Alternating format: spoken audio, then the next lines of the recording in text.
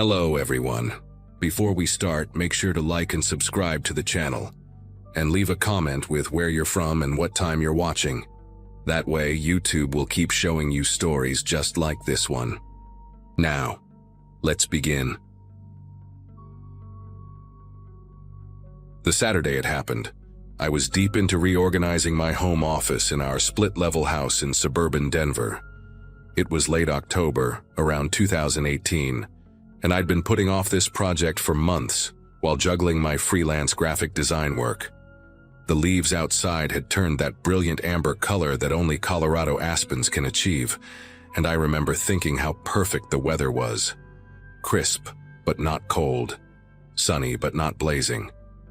I lived alone then, having moved into that house after my divorce 2 years earlier, and honestly, I loved the solitude. The neighborhood was one of those quiet developments where everyone kept to themselves but would wave if they caught your eye. Nothing ever happened there, which was exactly why I'd chosen it. I was knee-deep in old client files, sitting cross-legged on the carpet surrounded by towers of paperwork, when the doorbell rang at 3:47 p.m. I remember the exact time because I'd just checked my phone, annoyed at the interruption. Through the frosted glass panel beside my front door, I could make out the brown silhouette of what appeared to be a UPS uniform. The guy was holding one of those electronic signature devices and had a medium-sized box tucked under his other arm. Now, here's the thing. I order stuff online constantly, probably too much if I'm being honest, so a delivery didn't seem unusual. But something about the way he was standing made me pause with my hand on the doorknob. He was positioned at an odd angle, kind of turned away from the door like he was checking something behind him. And he kept shifting his weight from foot to foot in this nervous, jittery way that didn't match the usual confident stance of the regular delivery drivers. When I opened the door, the first thing that hit me was his smell. Not body odor, but this weird combination of cheap cologne and something medicinal, like rubbing alcohol or hand sanitizer. He was younger than most delivery drivers I'd seen, maybe mid-20s, with these pale gray eyes that didn't quite meet mine when he spoke. His uniform looked authentic enough at first glance, the brown shirt and shorts, the company logo on his chest. But the fabric seemed thinner than usual, and the logo had this slightly off color, like when you print something on your home printer, and the brown comes out more orange than it should. Package for... He glanced down at his device, which I noticed wasn't even turned on. Ms.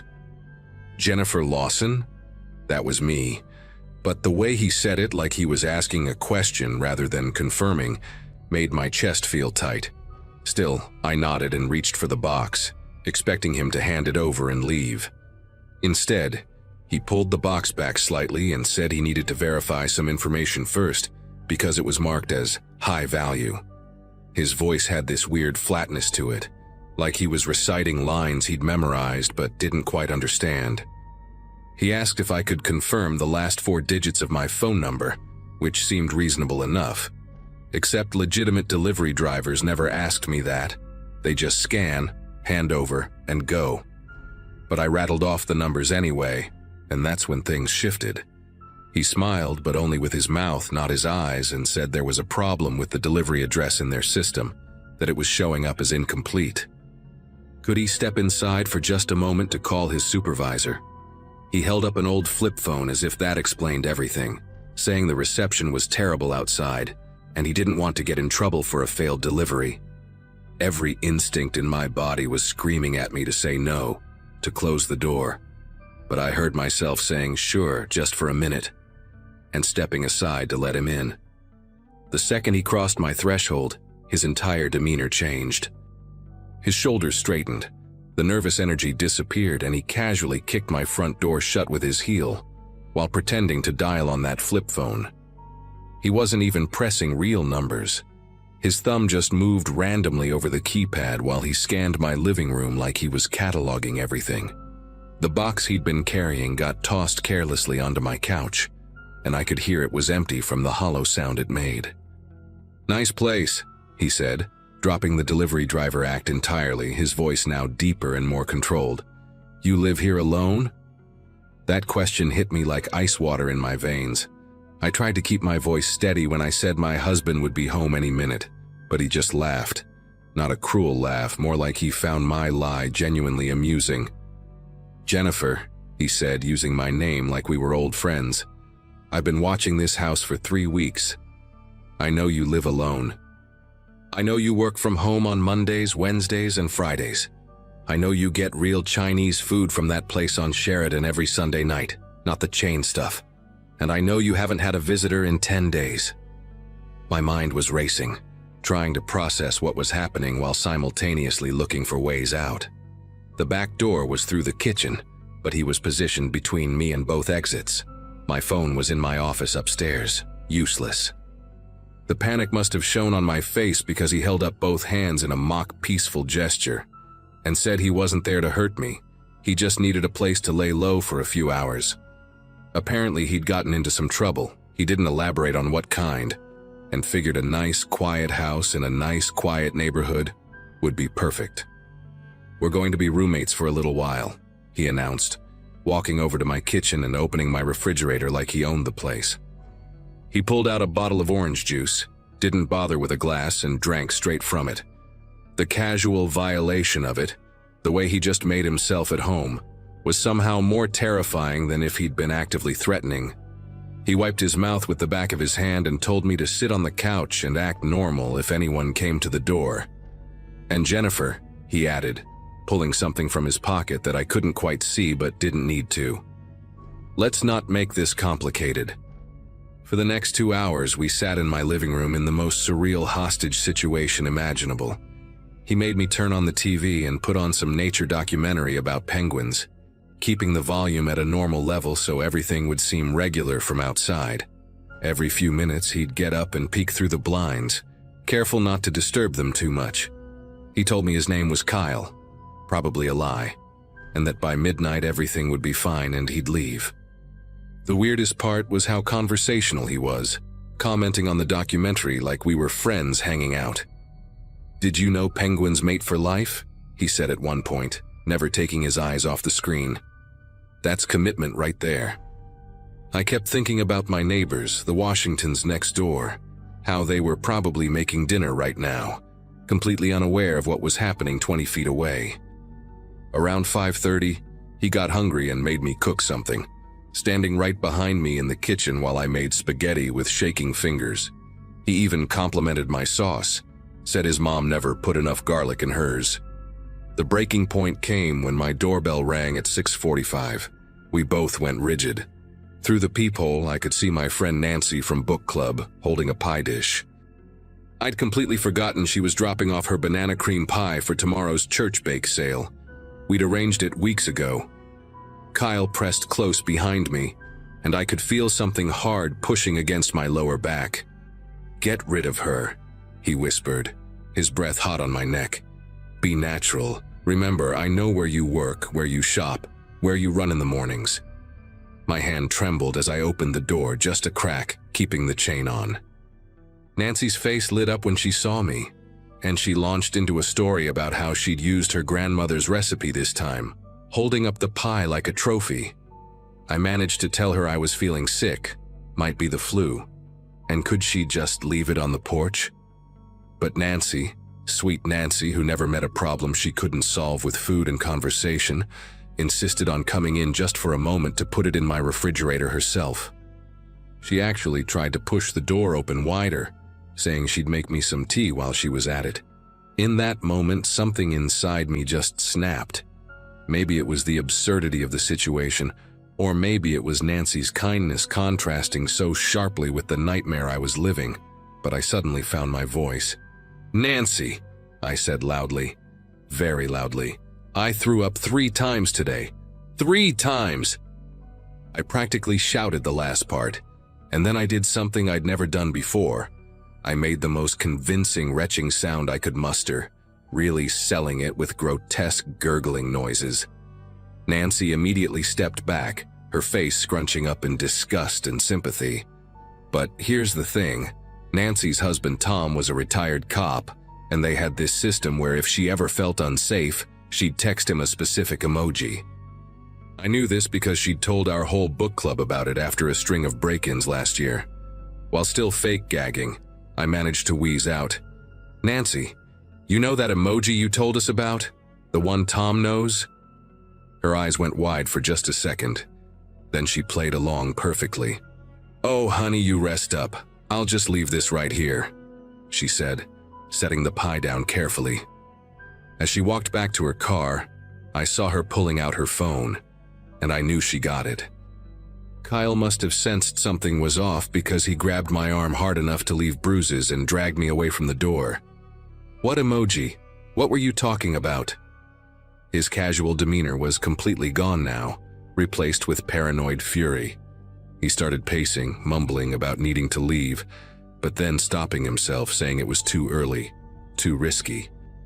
He made me show him my phone. Thank God it was upstairs and not on me. And when I said I needed to get it, he followed me up, staying so close I could smell that medicinal scent getting stronger with his sweat. We were in my office, him demanding to see my texts with Nancy when we both heard it.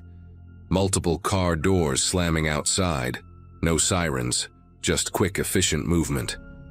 Kyle ran to the window and saw what I'd been praying for: 3 police cars positioned strategically around my house. Tom had come through. The next few minutes were chaos. Kyle started screaming at me, saying I'd ruined everything, that I had no idea what I'd just done. He was frantically looking for another way out, pulling me with him from room to room. But Tom had been smart about it. They had every exit covered without making it obvious they were planning to breach.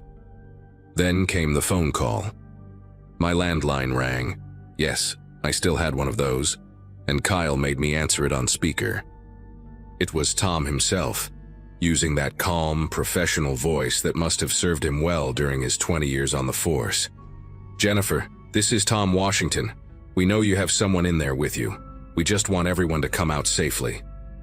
Kyle laughed, but it was high-pitched, desperate.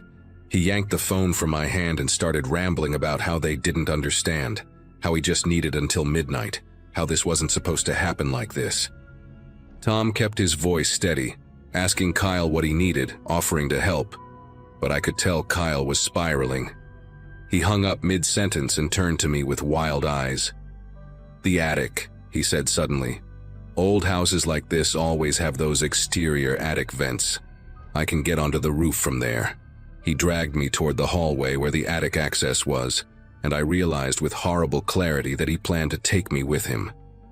But as he pulled down the attic ladder, his grip on me loosened for just a second while he used both hands, and I did the only thing I could think of.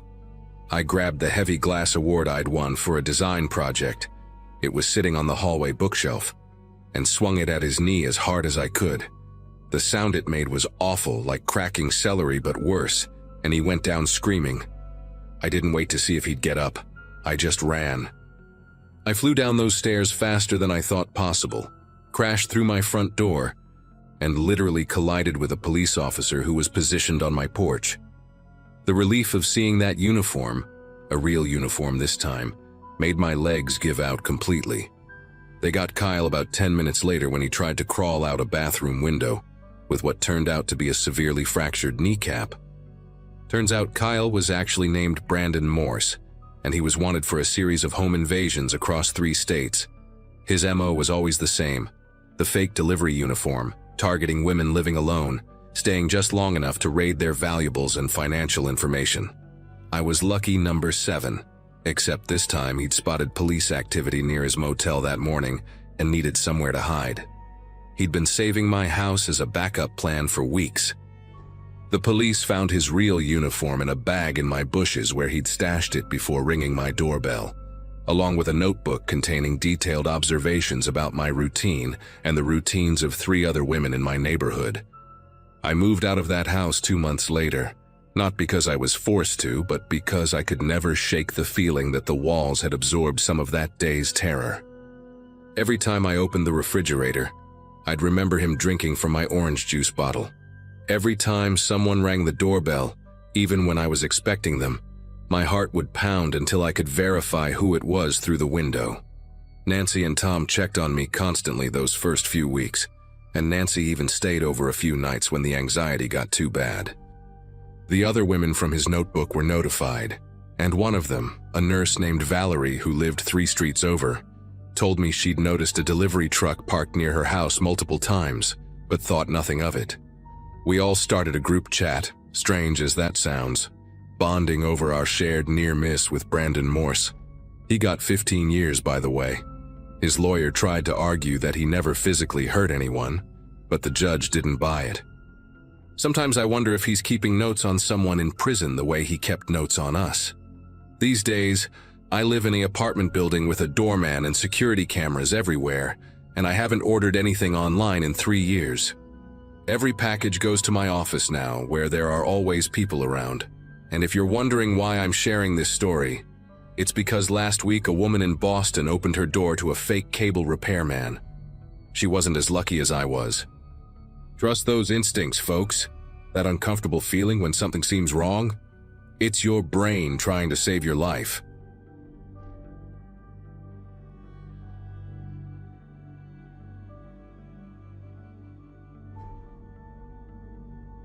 The smell hit me first. That thick, sour stench of unwashed bodies mixed with rotting food, and something else I couldn't quite place, like burnt plastic or rubber. I was already 20 feet inside the Garrison house, my camera hanging around my neck, when I realized I'd made a terrible mistake coming here alone. But let me start from earlier that day, before everything went to hell. I'm a freelance photographer, 31 years old. Been living in Charlotte, North Carolina for about 6 years now. I specialize in urban decay photography. Abandoned factories, dead malls, forgotten houses, that kind of thing. That Saturday in November 2022, I was hunting for new material for my portfolio, and the Garrison place on Pine Ridge Road had been on my list for months. The property had been rotting away since the early 2000s, caught up in some bureaucratic nightmare after the owner died without family. My friend Craig had been warning me about the place for weeks. He worked construction and his crew had done some surveying near the property line. They'd spotted sleeping bags in the upstairs windows, fresh graffiti appearing between visits, and once they found a still warm fire pit in what used to be the living room. "People are living in there, man," he'd told me at poker night, his voice getting all serious. "Not just passing through, actually living there." But I'd photographed plenty of squatter camps before in Detroit, Philadelphia, places way rougher than suburban Charlotte. In my experience, homeless folks just wanted to be left alone, especially during daylight hours when they were usually out trying to make some money or find food. I packed my camera bag that morning with the usual gear, extra batteries, memory cards, my tripod, and yeah, pepper spray in my jacket pocket just in case. The drive out to Pine Ridge Road took about 40 minutes from my apartment. It's one of those forgotten stretches on the north side of town where the city just kind of gives up and bleeds into rural nothing. The Garrison house sat at the end of a broken asphalt drive, hidden behind a wall of kudzu and overgrown oak trees. From the road, you could barely see the peaked roof and one broken dormer window. I parked my car about a quarter-mile away at an old gas station that had been closed since the pandemic. Didn't want anyone passing by to spot my vehicle and call the cops. The walk to the house was eerily quiet, just the crunch of dead leaves under my boots, and the occasional crow calling from somewhere in the trees. The front door was exactly how Craig described it, hanging off one hinge with "Keep Out" spray painted in red across what was left of it. I should have paid attention to the details that were wrong from the start. The path through the tall grass leading to the back door was worn down, like someone used it regularly. There were cigarette butts near the front steps, fresh ones with the filters still white, not yellowed from rain and sun. And strangest of all, I noticed the extension cord snaking out from a broken basement window, disappearing into the grass toward the neighboring property about 200 yards away. But I was focused on the light. That perfect afternoon glow filtering through the broken windows would make for incredible shots. I pushed through the front door, careful not to let it slam, and stepped into what used to be a grand foyer.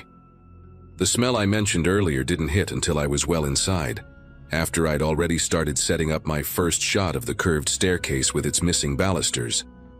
That's when I heard the humming. Not a mechanical sound, but human. Someone humming a tune I didn't recognize, low and meandering, coming from somewhere deeper in the house. I stopped adjusting my camera and held my breath, trying to pinpoint where it was coming from. The kitchen, maybe, or the back hallway that led to what used to be servants' quarters, according to the old floor plans I'd found online. The humming stopped abruptly, like whoever it was had heard me too. I called out a friendly, "Hello, just here taking some photos, don't mean to bother anyone." My voice echoed off the water-stained walls and came back to me sounding thin and scared. No response. I waited maybe 30 seconds, convinced myself it was just somebody passing through who'd probably already slipped out the back, and went back to my camera. The living room was my next stop, a massive space with a collapsed section of ceiling that let in these amazing shafts of light. I was crouched down, framing a shot of an old armchair covered in black mold, when I noticed the sleeping setup in the corner. Not just a sleeping bag, but a whole camp. A stained mattress on wooden pallets to keep it off the damp floor, plastic storage bins lined up against the wall, clothes hanging from a makeshift line strung between two exposed beams. A camp stove sat on a piece of plywood with canned goods stacked beside it. Beans, soup, tuna, all organized by type. Someone had built a small shelf out of broken doors and cinder blocks, with paperback books arranged alphabetically by author. This wasn't just squatting. Someone had made this their home, and from the look of things, they'd been here for months, maybe longer. I was backing away from the camp, trying to decide if I should just leave, when I saw the notebooks. There must have been 40 or 50 of them, those black and white composition notebooks you get at the dollar store, stacked in neat rows on a wooden crate. The top one was open, and even from 10 feet away I could see it was filled with writing, tiny, cramped handwriting that covered every inch of the page, even the margins. But what made my chest tighten was what I saw next to the notebooks. A collection of Polaroid photos tacked to the wall in a grid pattern. They were all of people taken from a distance, people at the gas station down the road, people walking dogs, people getting mail. I stepped closer, and my breath caught. The bottom row was all photos taken through windows, people watching TV, eating dinner, sleeping. In one of them, I could make out the date written in ballpoint pen at the bottom. 3 days ago. The floorboards creaked above me. Not the settling kind of creak old houses make, but the deliberate sound of weight shifting from foot to foot. Someone was upstairs, directly overhead, and they were moving toward the staircase. I grabbed my camera bag, my heart hammering so hard I could hear it in my ears, and started backing toward the front door. But then I heard footsteps from the kitchen too. Quick, light steps like someone trying to move quietly but failing. There were at least 2 people in the house with me, and they'd positioned themselves to cut off both exits. The humming started again, louder this time, coming from upstairs. The same meandering tune, but now there were words mixed in, barely audible. Something about visitors and keeping and staying. I couldn't make out all of it, but I heard one phrase clearly as the footsteps reached the top of the stairs. Finally, someone came to stay. I did the only thing I could think of. I ran for the collapsed section of the living room ceiling. The hole was about 8 feet up, but debris had created a kind of ramp of broken plaster and splintered beams. I scrambled up, my camera bag swinging wildly, scraping my palms on exposed nails and rough wood. Behind me, I heard someone burst through the kitchen doorway, not running but walking with these measured, patient steps. "Where you going, photographer?" The voice was raspy, like someone who'd been smoking for decades. "We saw you taking pictures. We've been watching you for 20 minutes. Jerome upstairs, he says you got nice equipment, expensive stuff." I hauled myself through the hole just as footsteps thundered down the stairs. My jacket caught on something and tore, but I kept going, finding myself in what must have been a bedroom, now open to the sky where the roof had caved in. The room was worse than downstairs. Sleeping bags everywhere, at least 6 of them, arranged in a circle around a battery-powered lantern. The walls were covered in more photos, but these were different. They were all of the same house, taken from various angles and distances at different times of day. My stomach dropped when I recognized it. It was my apartment building, photographed from the coffee shop across the street, from the parking garage next door, from the bus stop out front. Mixed in with the photos were handwritten notes. 3rd floor, corner unit, lives alone, leaves at 9 a.m. Mondays and Wednesdays. No roommate. No girlfriend. Parks in spot 47. They'd been watching me, following me. This wasn't random. They knew exactly who I was when I walked through that door. The humming was getting closer, echoing up through the hole I'd just climbed through. But now there were other voices too, coming from different parts of the house. 3, maybe 4 distinct voices, all talking to each other, coordinating. The collapsed roof was my only way out. I could see the sky, gray and overcast, about 12 feet above me. The edges of the hole were jagged with broken rafters and twisted metal, but there was a beam that looked solid enough to hold my weight. I threw my camera bag up first.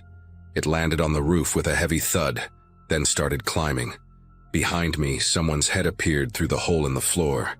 It was a woman, maybe 40, with tangled gray hair and eyes that didn't blink enough. "Jerome," she called out, never taking her eyes off me. "He's going through the roof. Get the ladder from the shed." I pulled myself up faster, feeling the beam groan under my weight. My foot slipped, sending a shower of shingles sliding down, and for a moment I thought I was going to fall right back down into that room with her. But I managed to grab the edge of the roof and haul myself up, rolling away from the hole just as hands reached up trying to grab my ankle. I ran across that roof like my life depended on it, which it probably did. The whole structure was rotting. Every step sent pieces of it crumbling away, and I could hear it creaking and shifting beneath me. I made it to the edge and looked down. It was maybe a 15-foot drop to the ground, onto dead grass and probably broken glass and God knows what else. But I could hear them behind me. Multiple people now climbing up through that hole, and Jerome or whoever was coming around the side of the house with a ladder. I jumped, landed hard on my right ankle and felt something pop, but adrenaline kept me moving. I limped and ran through the overgrowth, branches tearing at my clothes until I reached my car. I've never driven so fast in my life. Didn't stop until I was at the police station downtown, where I filed a report with shaking hands while an officer looked at me like I was crazy. They sent a unit out to check the house that evening, but whoever those people were, they were gone. Cleaned out completely like they'd never been there at all. Even the extension cord was gone. The only thing they found was my camera bag, sitting in the middle of that upstairs room, with all the memory cards missing.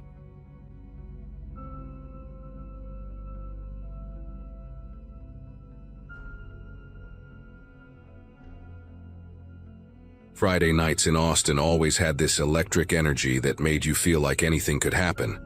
And on that particular evening in 2017, I learned exactly how dangerous that feeling could be. At 26, working as a graphic designer at a small marketing firm downtown, my life had fallen into a comfortable routine of deadlines, coffee runs, and weekend parties that bled into Monday morning regrets. I lived in a cramped apartment with 2 roommates who were never around, which meant I spent most weekends seeking out the company of others, bouncing between house parties and dive bars with a rotating cast of coworkers and college friends. That night's destination was my coworker Melissa's place, one of those sprawling suburban houses with a pool and a massive backyard that seemed designed for hosting 50 drunk people at once. I'd arrived around 9, started with craft beers before switching to vodka sodas, dancing to whatever playlist someone had thrown on, riding that perfect buzz where everything becomes hilarious and everyone seems fascinating. By 2 in the morning, the crowd had thinned to maybe a dozen people, and I was sprawled across Melissa's leather couch, squinting at my phone while trying to order an Uber that kept showing surge pricing at triple the normal rate. $60 for a 15-minute ride home. My friend Jason dropped onto the cushion next to me, his car keys making that distinct metallic jingle as he pulled them from his pocket. And even through my own haze, I noticed how deliberately he was moving, how carefully he was trying to appear sober. "Hey," "I can drive you home," he offered, pronouncing each word with that exaggerated precision drunk people use when they're convinced they're fooling everyone around them. "Stopped drinking like an hour ago? Had a bunch of water and some of that pizza from earlier? I'm good to go." He lived 2 blocks from my apartment. We'd been friends since our sophomore year at UT, and he'd driven me home safely dozens of times before, though never when we'd both been at the same party, matching each other drink for drink since the night began. My phone battery was flashing at 8%.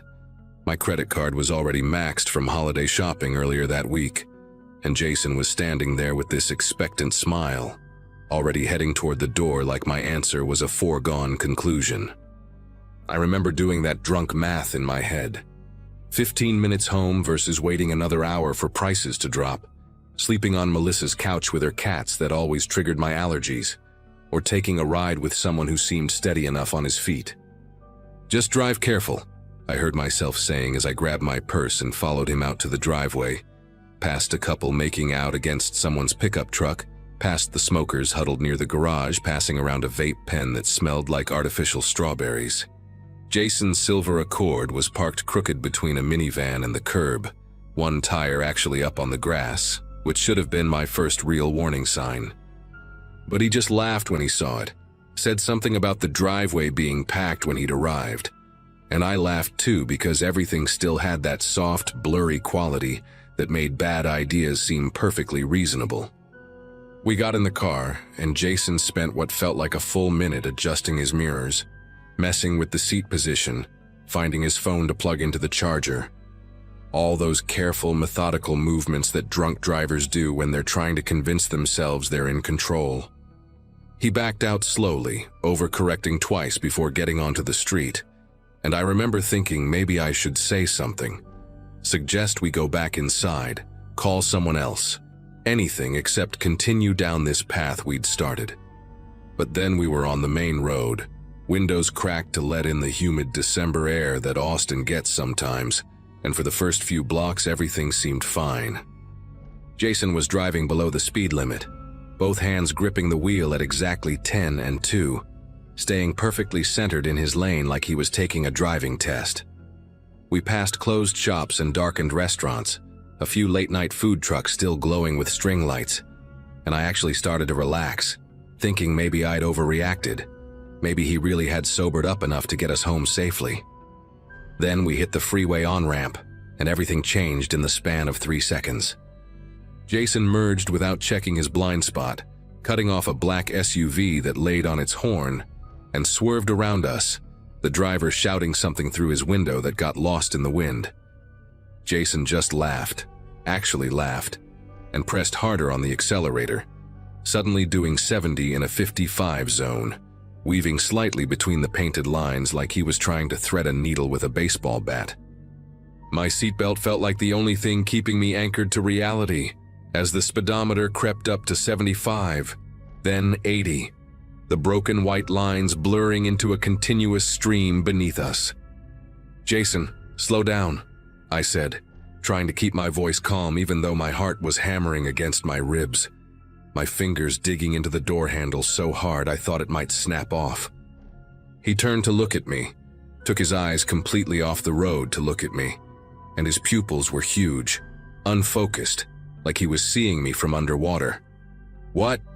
I'm fine, we're almost there," he slurred, and that's when I realized he wasn't just drunk anymore.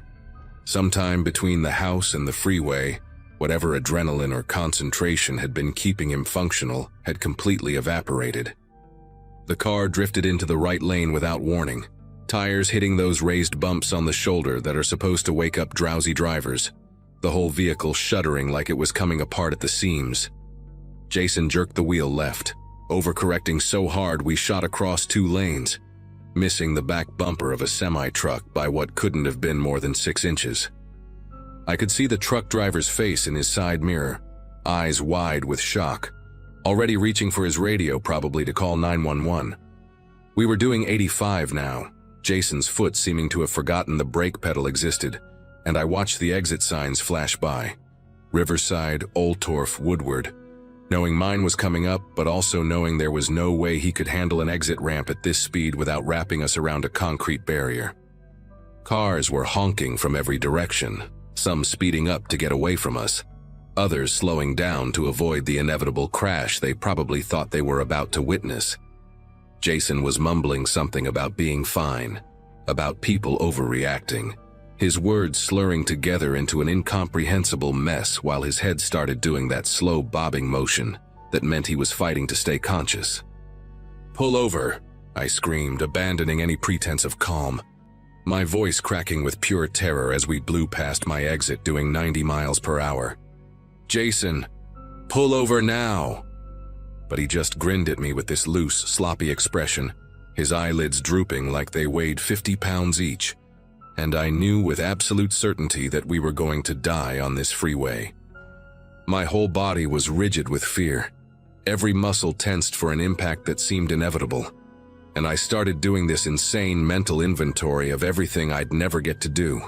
Never see my sister graduate from med school, never travel to Japan like I'd been planning, never apologize to my mom for our stupid fight about Thanksgiving plans.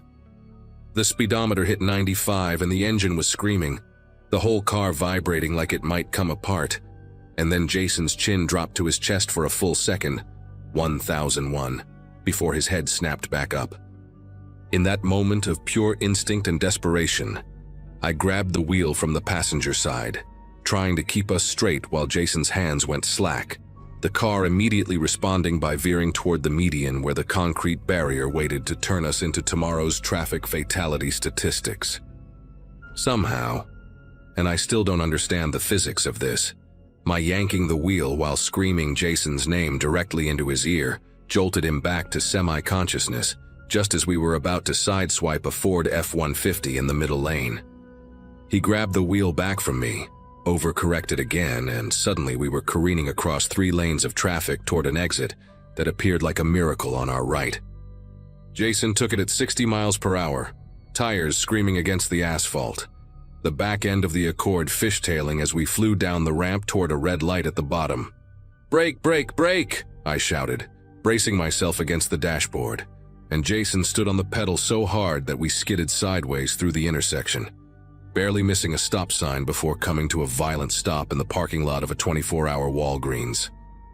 The silence after the engine died was the loudest thing I'd ever heard, broken only by our ragged breathing and the distant sound of sirens that might have been for us, or might have been for someone else entirely. Jason was slumped over the steering wheel, passed out or close to it, and I sat there for maybe 30 seconds just trying to convince my body that we'd actually stopped moving, that we were actually still alive. With shaking fingers, I unbuckled my seatbelt and stumbled out of the car, my legs barely supporting me as I made it around to the driver's side. Jason was completely unconscious now, a string of drool connecting his mouth to the steering wheel, and it took every ounce of strength I had left not to punch him in his stupid, reckless face. Instead, I called 911, then called my roommate Carla, who showed up 20 minutes later in her pajamas and flip-flops, taking one look at me before pulling me into a hug that made me finally start crying. The cops arrived shortly after, took one look at Jason's condition, and arrested him on the spot for DUI once the paramedics confirmed he wasn't having a medical emergency beyond being dangerously intoxicated. His blood alcohol was 18, more than twice the legal limit, and the officer who took my statement told me we were lucky to be alive, that he'd seen accidents with far less impaired drivers that had ended with multiple fatalities. I gave my statement while sitting on the curb outside Walgreens, watching the red and blue lights reflect off the store windows, still feeling the phantom sensation of the car swaying beneath me. The aftermath was swift and brutal for Jason. He lost his license, got sentenced to 90 days with 60 suspended, had to attend mandatory AA meetings for a year, and paid thousands in fines and legal fees. But that wasn't what ended our friendship. What ended it was when he called me 2 weeks later, not to apologize, but to ask if I could tell the court that he'd seemed fine to drive, that maybe I was exaggerating how bad it had been, because I'd been drinking too. I hung up on him mid-sentence and blocked his number on everything, and when mutual friends asked what had happened between us, I just told them to never get in a car with Jason if he'd had even one beer. Some of them thought I was being dramatic until word got around about his arrest, about how he'd blown .18, about how we'd nearly killed ourselves and probably others on I-35 that night. The thing that still gets me, that makes me obsessively check my Uber driver's sobriety and offer to pay for anyone's ride home if they've been drinking, is how normal everything had seemed in those first few moments.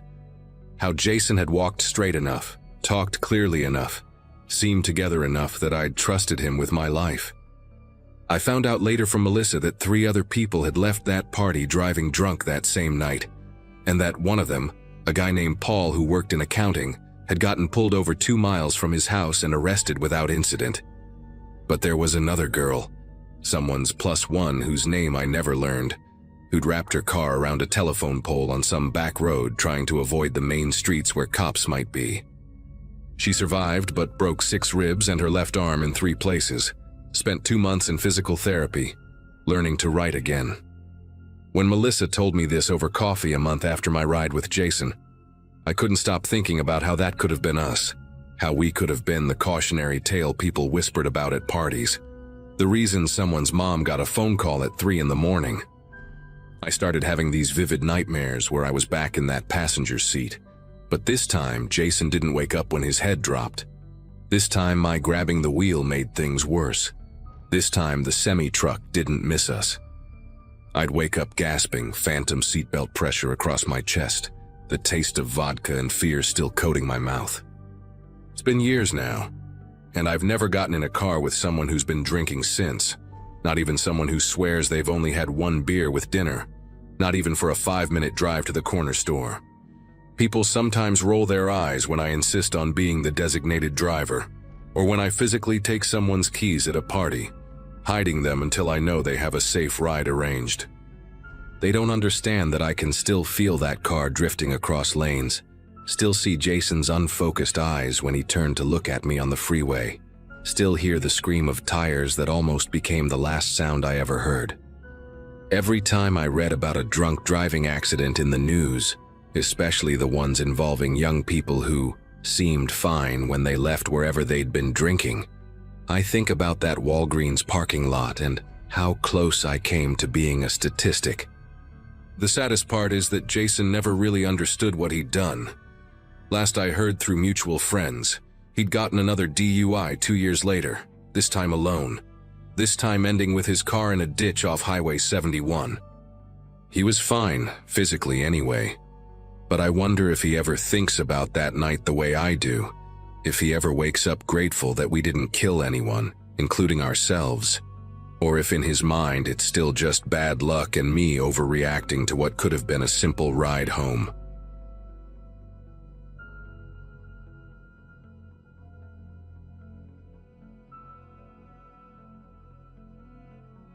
The marketing startup that hired me in Seattle promised innovation and creativity, but mostly delivered 60-hour weeks and lukewarm coffee in the break room. Summer of 2015, fresh off a brutal breakup and desperate to leave Portland behind, I packed everything I owned into my beat-up Corolla and drove north to start over. Capitol Hill seemed like the perfect neighborhood for someone in their mid-20s.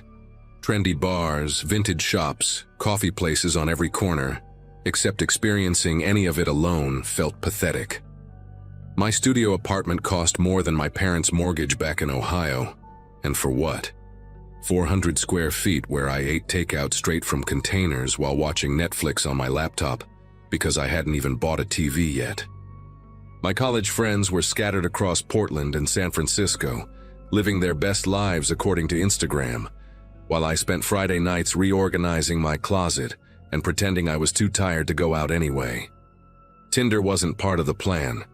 But after 3 months of talking to nobody except baristas and my married with kids coworkers, desperation won. His profile popped up on a Wednesday night while I was eating cold pad thai and swiping half-heartedly through the usual parade of fish photos and gym mirror selfies. Ethan, 31, worked as a graphic designer somewhere near Pioneer Square, and every single photo actually showed his personality instead of his abs. The first one captured him at a pottery class in Fremont, completely focused on a lopsided bowl while clay splattered his vintage Sonic Youth t-shirt. The second showed him at a food bank, wearing this aggressively bright orange volunteer apron and making an exaggerated, shocked face at a can of something, mid-conversation with an elderly woman who was cracking up. Another photo had him on what looked like a hiking trail, crouched down photographing a banana slug, with the concentration of a National Geographic photographer, which honestly made me laugh out loud alone in my apartment. We matched instantly, and within 5 minutes he sent a message that wasn't "hey" or some creepy pickup line. He'd noticed the photo of me attempting to eat at Dick's Drive-In while seagulls dive-bombed my fries and wrote, "Strategic error going to Dick's without establishing a seagull defense perimeter. Amateur move. The secret is to sacrifice one full fry at least 10 feet away as a decoy." Stupid, but it made me smile for real, not the polite half-smile I'd perfected at work. We texted back and forth for hours that night, jokes flowing into actual conversation about adjusting to Seattle, favorite neighborhoods, the bizarre phenomenon of people here refusing to use umbrellas even in downpours. By midnight, my thumbs were sore from typing and my face hurt from grinning at my phone like an idiot. The next few days blurred together in a constant stream of messages. He'd send photos of terrible corporate art from his office building with elaborate backstories he invented for each piece. I'd counter with snippets of overheard startup jargon that sounded like alien language. Friday afternoon, he suggested we meet up that weekend. And this is where things took a turn I should have noticed. When I suggested coffee at Victrola or drinks at Cannon, he pushed back gently but persistently. His apartment was so much more comfortable, he said, and he'd been perfecting this Thai curry recipe he wanted to try out. Plus, his place had this amazing view of the sound from the balcony, and parking was impossible in Capitol Hill on Saturdays anyway. Every excuse sounded reasonable in isolation, wrapped up in self-deprecating humor about being a homebody who'd rather cook than deal with crowds. My gut twisted a little. Every woman knows you don't go to a stranger's apartment on the first date, but loneliness makes you stupid, and his messages had been so normal, so consistently funny and respectful. He sent me his LinkedIn, his Instagram, even a photo of his driver's license for safety without me asking. His address was in Ballard, a nice neighborhood full of young professionals and families. When I mentioned I was nervous about meeting at his place, he responded with this long, thoughtful message about completely understanding how awful online dating was for women, and if I wanted to bring a friend or meet somewhere public first, he'd totally get it. The reverse psychology worked perfectly. By making me feel like I was being paranoid, I convinced myself that going to his apartment would prove I was adventurous and trusting, not some uptight person who assumed every guy was a serial killer. Saturday evening, I stood outside his building for a full 5 minutes, thumb hovering over my friend's number in case I needed to send her the address. The apartment complex looked expensive and legitimate. One of those new constructions with a yoga studio on the ground floor and a doorman who nodded at me when I walked in. The elevator was modern, clean, played jazz softly as it climbed to the 7th floor. His apartment door had a normal welcome mat, a normal doorbell, normal everything. When he answered, he looked exactly like his photos, maybe even better. Worn jeans, a Columbia University sweater, barefoot like he'd been padding around cooking all afternoon. The smell of coconut milk and lemongrass drifted out, and I could hear music playing, something indie and mellow. "You actually came," he said with this relieved smile that seemed so genuine. "I was sure you'd bail once you realized I was seriously suggesting a stranger's apartment for a first date." The apartment itself was pristine, almost suspiciously perfect. Exposed brick walls, minimalist furniture that probably cost more than my car. A kitchen island where ingredients were laid out like a cooking show set. He poured me wine immediately, this expensive-looking red that he said came from some vineyard in Walla Walla. His company had visited on a retreat. I sipped it slowly while he chopped vegetables with practiced precision, telling stories about his worst cooking disasters, asking about my favorite restaurants in Portland. Everything felt choreographed but not quite wrong enough to leave. The apartment door had closed behind me with this soft mechanical click that I barely registered at first, too focused on appearing relaxed and dateable. We moved to the balcony with our wine glasses, and the view really was spectacular. Ferry boats crossing the Sound, mountains in the distance, the whole Seattle postcard fantasy spread out below us. That's when I noticed the bedroom door was cracked open just enough to see inside, and there was someone sitting on the edge of the bed. A woman, completely still, facing away from us toward the wall. My whole body went rigid, wine sloshing dangerously close to the rim of my glass. Ethan followed my stare and laughed, this easy, casual sound that didn't match the ice forming in my chest. "Oh, that's Alyssa," he said, like having a silent woman in your bedroom during a date was totally normal. "She's just decompressing. First dates make her anxious too." The woman, Alyssa, didn't move, didn't acknowledge her name, just sat there in what looked like a sundress, her long dark hair hanging down her back like a curtain. My brain scrambled for rational explanations. Roommate, sister, maybe an ex who was still picking up her things. But every instinct screamed that something was deeply, fundamentally wrong with this picture. "Is she okay?" The words came out strangled, my throat suddenly desert dry despite the wine. Ethan waved his hand dismissively, steering me back toward the kitchen with a gentle pressure on my elbow that felt more like hurting than guiding. "She gets like this sometimes. Some people need time to adjust to new situations." He said it so matter-of-factly, like he was describing a quirky personality trait instead of a woman sitting motionless in his bedroom during our date. When I tried to look back toward the bedroom, he positioned himself between me and the hallway, still smiling, still chatting about the curry that needed stirring. My phone was in my purse by the door, might as well have been in another country. The apartment suddenly felt smaller, the walls closer. That beautiful view now showing how high up we were, how far from the street, how many floors between me and the exit. "Actually, I just remembered I have this work thing," I started, the lie transparent and shaky. But Ethan just tilted his head with this patient expression, like a teacher waiting for a student to finish a particularly weak excuse. "The door's locked," he said simply, pulling 2 bowls from a cabinet. "Electronic lock, remember? Building management started this new system last month, supposedly for security, but honestly it's just annoying. Needs my thumbprint to open from the inside after 8 p.m. Ridiculous, right?" He demonstrated by pressing his thumb against a small black pad near the door handle. Nothing happened. He tried again, frowning. Must be glitching. It does that sometimes. Usually resets in an hour or 2. The casualness of his voice didn't match the calculating look in his eyes as he watched me process this information. Behind him, I could see the bedroom door had opened wider, and Alyssa had turned her head just enough that I could see her profile. Pale, hollow-eyed, her lips moving soundlessly like she was trying to tell me something. The next 20 minutes stretched like pulled taffy while I pretended everything was normal, eating curry that tasted like paste, laughing at jokes that weren't funny, calculating distances to windows, to the knife block, to anything that might help. Ethan kept refilling my wine glass despite my protests, his stories getting stranger, how he'd helped other girls find their confidence, how his apartment was a safe space for growth, how Alyssa had been resistant at first too. The words slithered around the real meaning, never quite confessing but painting a picture that made bile rise in my throat.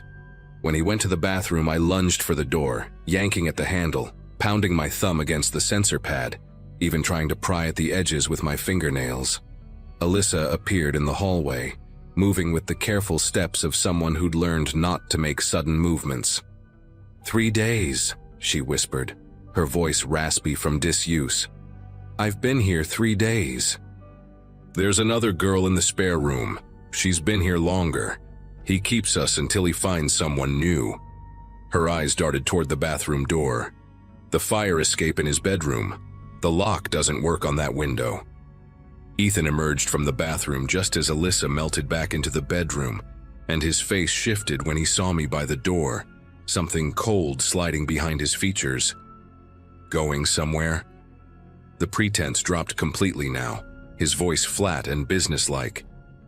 But I'd already made my decision. Just wanted to see the view from your bedroom, I said, forcing what I hoped looked like flirtation instead of terror. Alyssa said it's even better than the balcony. He studied me for a long moment, then smiled. Not the charming Tinder smile, but something hungry and satisfied. Sure, let me show you. The moment we entered the bedroom, Alyssa created the perfect distraction by suddenly bolting for the main door, screaming and pounding on it. Ethan cursed and rushed after her, and I didn't hesitate. I sprinted for the window, shoving it open and climbing onto the fire escape. 7 floors down, my legs shaking so hard I could barely manage the ladders, his shouts echoing above me, then Alyssa's voice joining mine as she followed. We made it to the street, both of us, then eventually all 3 of us when we went back with the police for the girl in the spare room. The police found enough evidence in his apartment to charge him with false imprisonment, kidnapping, and a dozen other things I can't even remember, because the detective's words kept buzzing in and out like a broken radio. The girl from the spare room, Harmony, had been there for 2 weeks, surviving on meal replacement shakes and whatever he brought her. Too terrified to attempt escape after he'd shown her what he claimed was a recording of her parents' house, threatening what would happen if she tried to leave. The electronic lock story was partially true. He'd illegally modified his apartment's security system to trap women inside, a discovery that led to 3 other cases in different cities where he'd lived before. The trial took 14 months, and seeing him in an orange jumpsuit instead of that Columbia sweater should have felt like victory. But mostly, I just felt hollow and angry at myself for walking into such an obvious trap. Alyssa and I stayed in touch for a while, trauma bonding over coffee and therapy appointments, comparing notes about the red flags we'd ignored, the way loneliness had made us vulnerable. She told me he'd used the same pottery class photo on her, the same carefully crafted messages, even the same Thai curry recipe as bait. We testified together, hands clasped under the defendant's table while his lawyer tried to paint us as willing participants who'd had regret afterwards. 30 years he got, with possibility of parole in 15. Sometimes I still check my door locks obsessively at night, and I haven't used a dating app since, but at least I can sleep knowing he's locked up now, and his door only opens when someone else decides it should. The irony isn't lost on me, and I hope it's not lost on him either, sitting in a cell he can't thumbprint his way out of.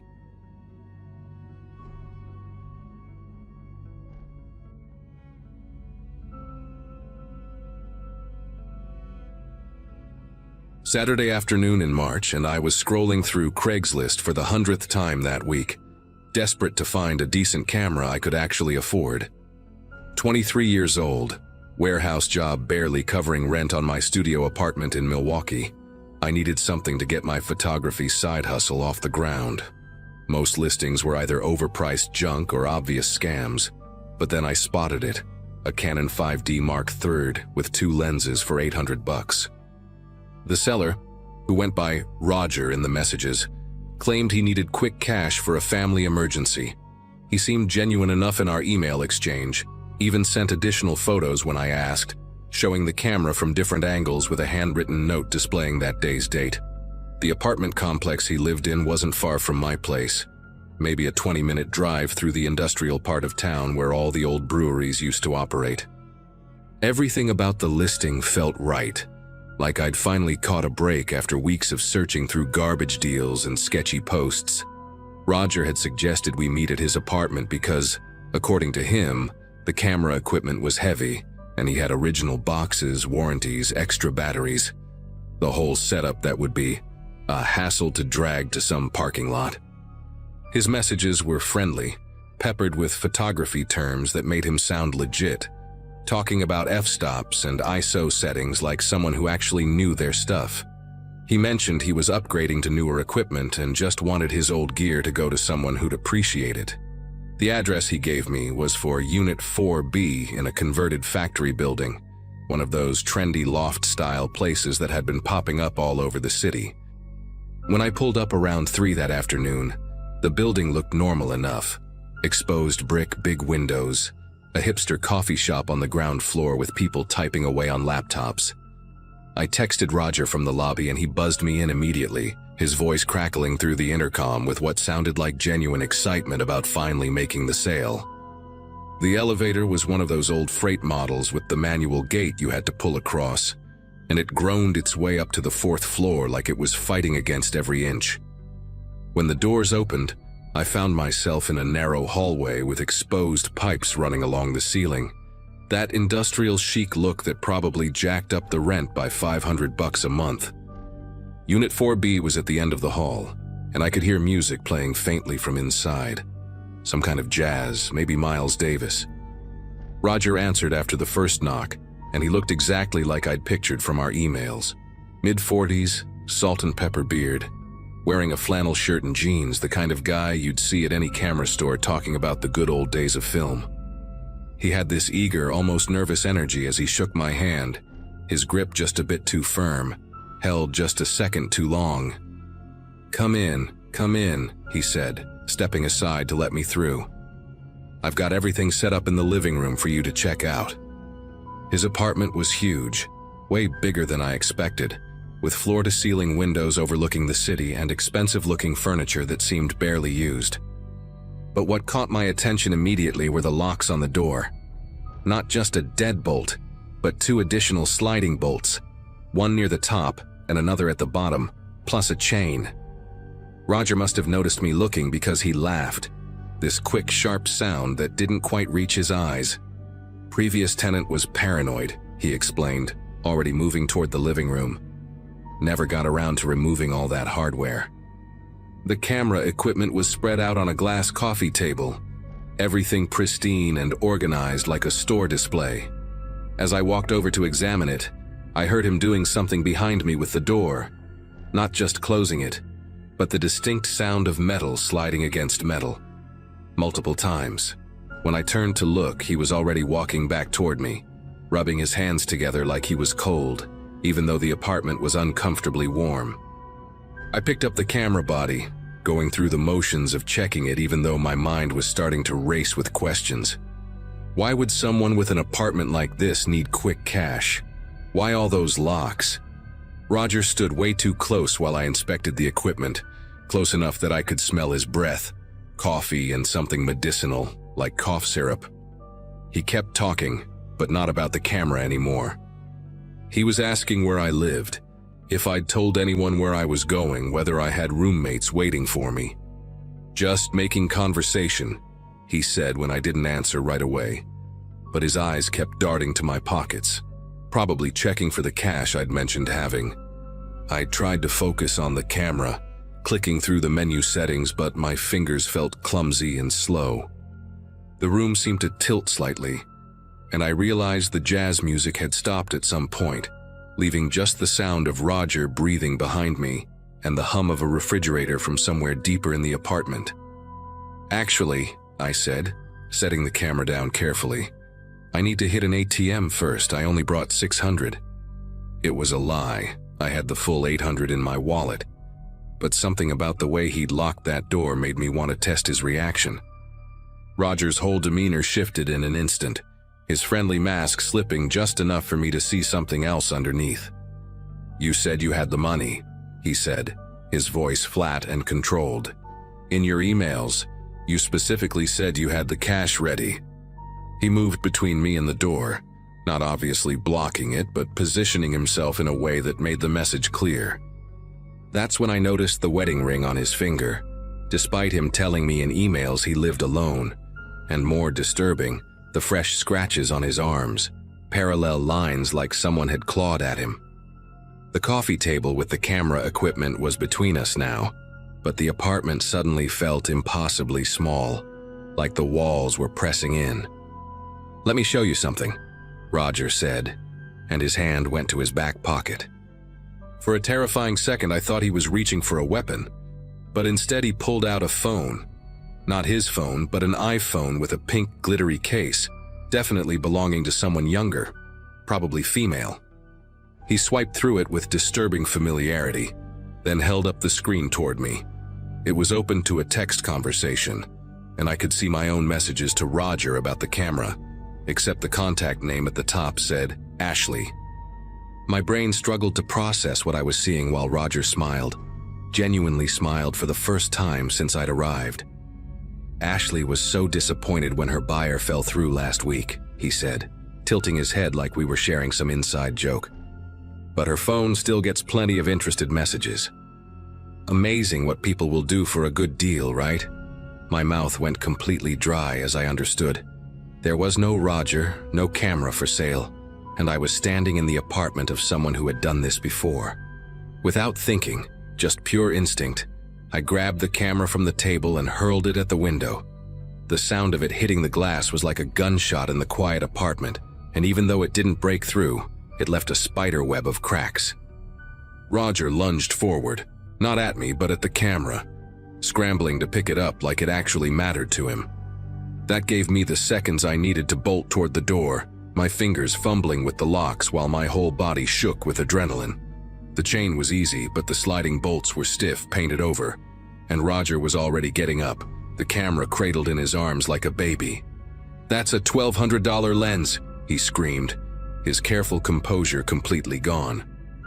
The bottom bolt finally gave way just as his hand grabbed my shoulder, fingernails digging through my shirt. I twisted hard, hearing fabric tear, leaving him holding a piece of my shirt as I yanked the door open and stumbled into the hallway. I ran toward the elevator, but could hear Roger behind me, barefoot slapping against the concrete floor. The freight elevator was still on the 4th floor, but there was no time to pull that heavy gate closed and wait for it to descend. I spotted the stairwell door and crashed through it, taking the steps 3 at a time, using the railing to swing myself around each landing. Roger followed for 2 floors, his shouts echoing in the stairwell. Not threats, but bizarre complaints about the damaged camera, about how I didn't understand the arrangement, about how Ashley had been much more cooperative. By the 2nd floor, his voice had faded, and I burst out into the coffee shop through a side entrance I hadn't noticed before. Everyone looked up from their laptops, some college kid with huge headphones, a woman with a baby stroller, 2 guys in business suits having a meeting. I must have looked insane, shirt torn, sweating and gasping for breath, but I didn't care. I kept moving, straight through the shop and out onto the street, didn't stop running until I reached my car 4 blocks away, where I'd parked it to avoid paying for a meter. My hands shook so badly it took 3 tries to get the key in the ignition. As I drove away, I kept checking the mirrors, expecting to see Roger somehow following me, but there was just normal Saturday traffic. At a red light, I finally pulled out my phone to call the police, but hesitated. What would I even say? That I went to buy a camera and the seller was creepy? That he had someone else's phone? I didn't even know his real name, and technically, he hadn't done anything illegal that I could prove. Instead, I drove to a busy gas station and sat in my car for 20 minutes, doors locked, trying to stop shaking. I searched online for Ashley Milwaukee missing person and found 3 different results from the past year. One of them, Ashley Brennan, 19 years old, had disappeared after telling her roommate she was going to buy a laptop from someone online. Never found. The police report mentioned her phone last pinged at an address in the industrial district, but the lead went nowhere. I sat there staring at her photo, this girl with bright eyes and a genuine smile, knowing exactly where her phone was now. I did end up calling the police from that gas station parking lot, giving them every detail I could remember.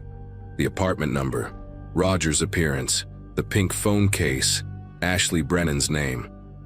The officer who took my report sounded interested at first, especially when I mentioned Ashley, but then asked if I'd been physically harmed or if any crime had been committed against me. When I admitted that, technically no, I hadn't been hurt and nothing was stolen, his tone changed. He said they'd look into it and have someone check the apartment, but warned me that without evidence of a crime, there wasn't much they could do. 2 days later, a detective called me back. They'd sent officers to Unit 4B, but the tenant, a Mr. George Hoffman, wasn't home. The building manager said Hoffman had been a model tenant for 2 years, quiet, paid rent on time. Without a warrant, they couldn't search the apartment, and my story alone wasn't enough for a judge to sign one.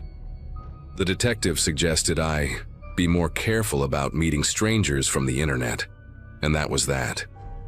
For weeks afterward, I checked Craigslist obsessively, looking for new camera listings that seemed too good to be true. I found 4 that matched Roger's style. Same kind of friendly tone, similar excuses about needing quick cash, all suggesting to meet at their place. I reported each one, sent screenshots to that detective, even made a dummy email account and responded to one just to confirm the writing style was the same. Nothing ever came of it. Ashley Brennan is still listed as missing. I know Roger or George or whatever his real name is probably still lives in that apartment, with its multiple locks and someone else's phone, maybe several phones by now. Sometimes I dream about that moment when he showed me Ashley's phone, the casual way he swiped through it, and I wake up drenched in sweat thinking about what would have happened if that camera hadn't been so important to him, if he'd chosen to grab me instead of it. I don't buy anything online anymore. I know that's not rational, but every time I even think about it, I remember the sound of those locks sliding closed behind me and Roger's breath on my neck while I held that camera, trapped in a stranger's apartment with no easy way out.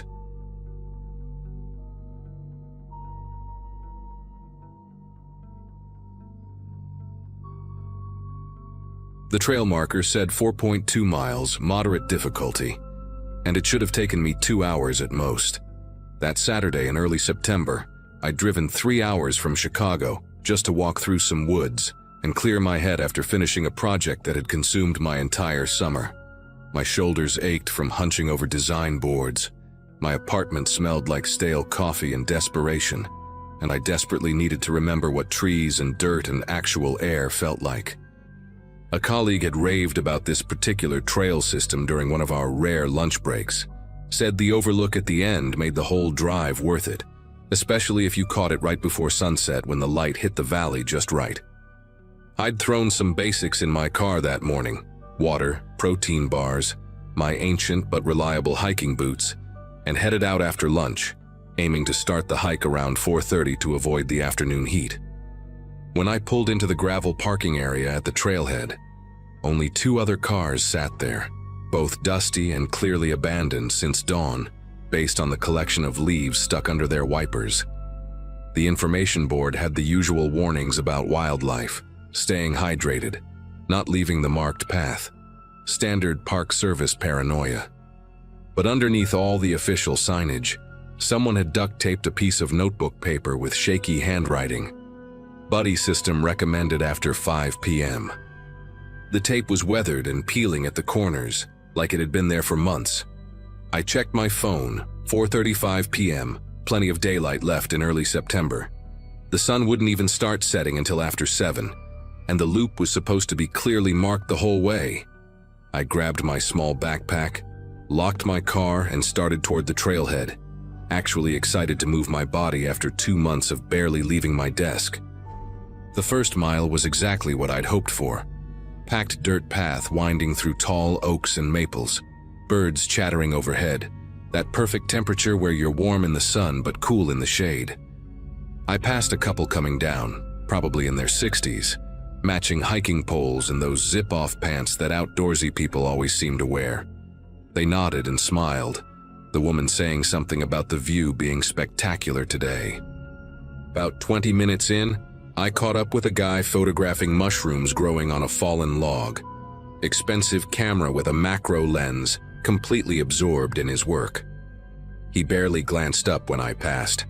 These little interactions made me feel secure, normal, like this was just another popular day hike that hundreds of people probably did every weekend. The trail curved gradually upward, not steep enough to be challenging, but enough to get my heart rate up and make me feel like I was actually exercising. Around the 1.5 mile mark, the trail split. A wooden arrow pointed left for Ridge Loop Continue and right for Valley Shortcut, 1 mile to parking. I stayed left, following the loop as planned, and noticed how the forest seemed to thicken here, the trees growing closer together, their branches creating a canopy that blocked out more light than before. The path narrowed too, from a comfortable two-person width to barely enough room for one. The birds had gone quiet, which I told myself was normal for late afternoon. They were probably settling in for the evening. But the silence was different from peaceful. It was heavy, like the forest was holding its breath. I could hear my own footsteps crunching on twigs and dried leaves, my breathing getting slightly labored from the incline. And underneath it all, this weird sensation that made me turn around for the first time. The path behind me was empty, just shadows and trees, but I couldn't shake this feeling that the forest was watching me. Not in a mystical way, just aware. That's when I heard it, a soft crack about 30 feet behind me, like someone had stepped on a branch. I stopped, listened, told myself it was probably a deer or a raccoon. Wildlife, right? These woods were full of animals, but animals don't usually follow the trail. They cross it, maybe parallel it for a bit, but they don't stay on the actual path that humans use. I started walking again, faster now, and tried to focus on the rhythm of my steps. But there it was again. Another crack, another footfall, matching my pace but slightly delayed, like an echo that came a beat too late. When I sped up, the sound sped up. When I slowed down, it slowed down. My rational brain kept insisting it was just my imagination, maybe an acoustic trick of the narrow trail, bouncing my own footsteps back at me. But my body knew better. Every instinct I had was screaming that something was wrong, that I needed to get out of there. I pulled out my phone to check the time, 5:43 p.m., and noticed I had no signal. Not unusual for trails, but it made me feel suddenly, violently alone. The sun was getting lower, casting longer shadows across the path, and I realized I hadn't seen another person for over an hour, not since the mushroom photographer. The trail curved sharply ahead, disappearing behind a cluster of thick pines, and I had this overwhelming urge to run around that corner, to put distance between myself and whatever was behind me. But running felt like admitting something was actually wrong, like breaking some unspoken rule that would make everything worse. So I compromised. I walked faster, my boots hitting the ground harder, making more noise to maybe scare off whatever animal was back there. Except animals usually get scared. Animals run away when you make noise. This didn't. The footsteps behind me just adjusted again, maintaining that same careful distance, never getting closer but never falling farther behind either. The overlook was supposed to be at the 2-mile mark, just past a series of switchbacks that would take me higher up the ridge. I could see the trail starting to zigzag ahead, and I made a decision. I would get to the overlook, take a quick photo to prove I'd made it, then head straight back down. Forget completing the loop. As I started up the first switchback, I risked another glance behind me. The trail was still empty, but I caught something. Movement, maybe. Or just a shadow that seemed out of place about 40 feet back, right at the edge of where the path curved out of sight. It was gone so fast I couldn't be sure I'd seen anything at all. But then I heard breathing. Not mine. I'd been holding my breath without realizing it. This was different, heavier, controlled, like someone trying to breathe quietly but not quite succeeding. The sound drifted up from below as I climbed the switchback, and for the first time, real fear hit me. This wasn't my imagination. Someone was following me. I abandoned any pretense of casual hiking and started moving with purpose, taking the switchbacks as fast as I could without actually running. My thighs burned from the steep incline, and sweat dripped down my back despite the cooling air. Each time I turned a corner, I'd look back, and each time the trail would be empty. But the sounds never stopped. Footsteps when I walked, silence when I paused, breathing that seemed to get closer even though I never saw anyone. On the third switchback, I spotted something that made me stop cold. There was a footprint in a muddy patch, fresh, the edges still sharp and defined. It was from a boot, larger than mine, with a distinctive tread pattern, diagonal lines crossing in a diamond pattern. I knew it was fresh because I could see my own print from where I'd stepped moments before, and this one was on top of a leaf that I remembered stepping around. Someone had walked here after me recently, maybe only seconds ago. They were closer than I'd thought. The overlook came into view suddenly, opening up from the claustrophobic forest into a wide, rocky outcrop with a wooden railing along the edge. The valley spread out below, bathed in golden late-afternoon light, absolutely beautiful and absolutely irrelevant because all I could think about was that I was trapped. The overlook was a dead end. The only way out was back the way I'd come. I walked to the railing, pretending to admire the view, while my mind raced through options. I could hear footsteps approaching now, no longer trying to match mine, just steady and deliberate on the gravel. I gripped the railing and turned around. A man emerged from the tree line, tall, maybe mid-40s, wearing dark hiking clothes and those same boots I'd seen the print from. He had one of those faces that was completely forgettable, except for his eyes. Pale gray, unblinking, focused on me with an intensity that made my stomach clench. He didn't say anything, just walked to the opposite end of the overlook and stood there, hands in his pockets, looking out at the view like any normal hiker would. But nothing about this was normal. The way he positioned himself between me and the trail back. The way he kept glancing at me from the corner of his eye while pretending to look at the scenery. The small smile playing at the corner of his mouth, like he was enjoying some private joke. I pulled out my phone, made a show of taking photos of the valley, then pretended to check messages even though I still had no signal. My mind was calculating distances. He was about 15 feet away, the trail entrance another 10 feet beyond him. If I ran, would I make it past him? And even if I did, then what? It was at least 2 miles back to my car through darkening woods with him right behind me. I forced myself to stay calm, to breathe normally, to act like just another hiker enjoying the view, but my body was coiled tight, ready to bolt at the slightest movement from him. The sun was dropping lower, painting everything in shades of orange and red, and I knew that once it set, once darkness fell, whatever thin protection the daylight offered would be gone. Then he spoke, and his voice was worse than the silence. Soft, conversational, like we were old friends meeting by chance. "Beautiful evening for a hike," he said, still looking out at the valley. "Though most people don't come up here alone this late. Smart people, anyway." He turned to face me fully then, and I saw something tucked into his belt, partially hidden by his jacket. Not a gun, but a knife in a leather sheath, the handle worn smooth from use. "You heading back down soon? Trail gets pretty dark after sunset. Easy to get lost. Easy for accidents to happen." The way he said accidents made my skin prickle. I managed to find my voice, kept it steady somehow. "Yeah, just heading back actually, meeting friends at the parking lot." The lie came out smoothly, but his smile widened like he knew exactly what I was doing. "Friends?" he repeated, taking a step closer. "That's good, though I didn't see any other cars when I parked, just yours and mine." My heart was hammering so hard I was sure he could hear it. He knew I was alone. He'd been watching me from the beginning, maybe even before I started hiking. That's when I heard it, voices coming up the trail. Multiple voices getting closer. The man's expression shifted instantly, the smile vanishing, his jaw tightening with frustration. A group of college-aged kids burst into the overlook, 5 of them, loud and laughing, passing around a water bottle and taking selfies. One of them, a girl with bright pink hair and a nose ring, looked between me and the man, seemed to sense something, and walked directly over to me.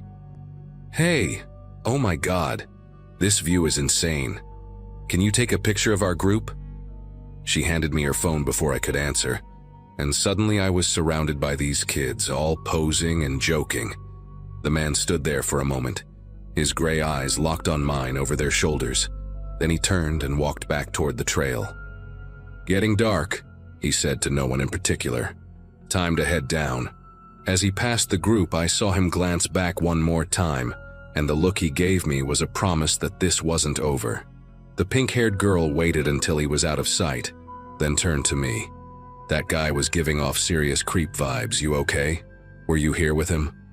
I shook my head, and my voice came out shaky.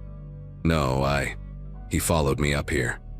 Her eyes widened, and she immediately linked her arm through mine. "You're walking down with us, no arguments." The hike down was surreal. These kids, they were from a local college out celebrating someone's birthday, formed a protective circle around me without making it obvious. They were loud, taking flash photos that lit up the darkening trail, making enough noise to scare off any wildlife within a mile radius. The pink-haired girl, whose name was Jade, stayed right next to me the whole time, asking me questions about anything and everything except what had happened up there. But every time we rounded a corner, every time the trail narrowed, I could see her friends scanning the woods, looking for that man. About halfway down, one of the guys in the group mentioned seeing fresh boot prints going off the trail into the woods, that same diamond pattern I'd noticed earlier. "Weird for someone to go bushwhacking when it's getting dark," he said, and they all moved a little closer to me. We reached the parking lot just as the last bit of sunlight disappeared behind the trees.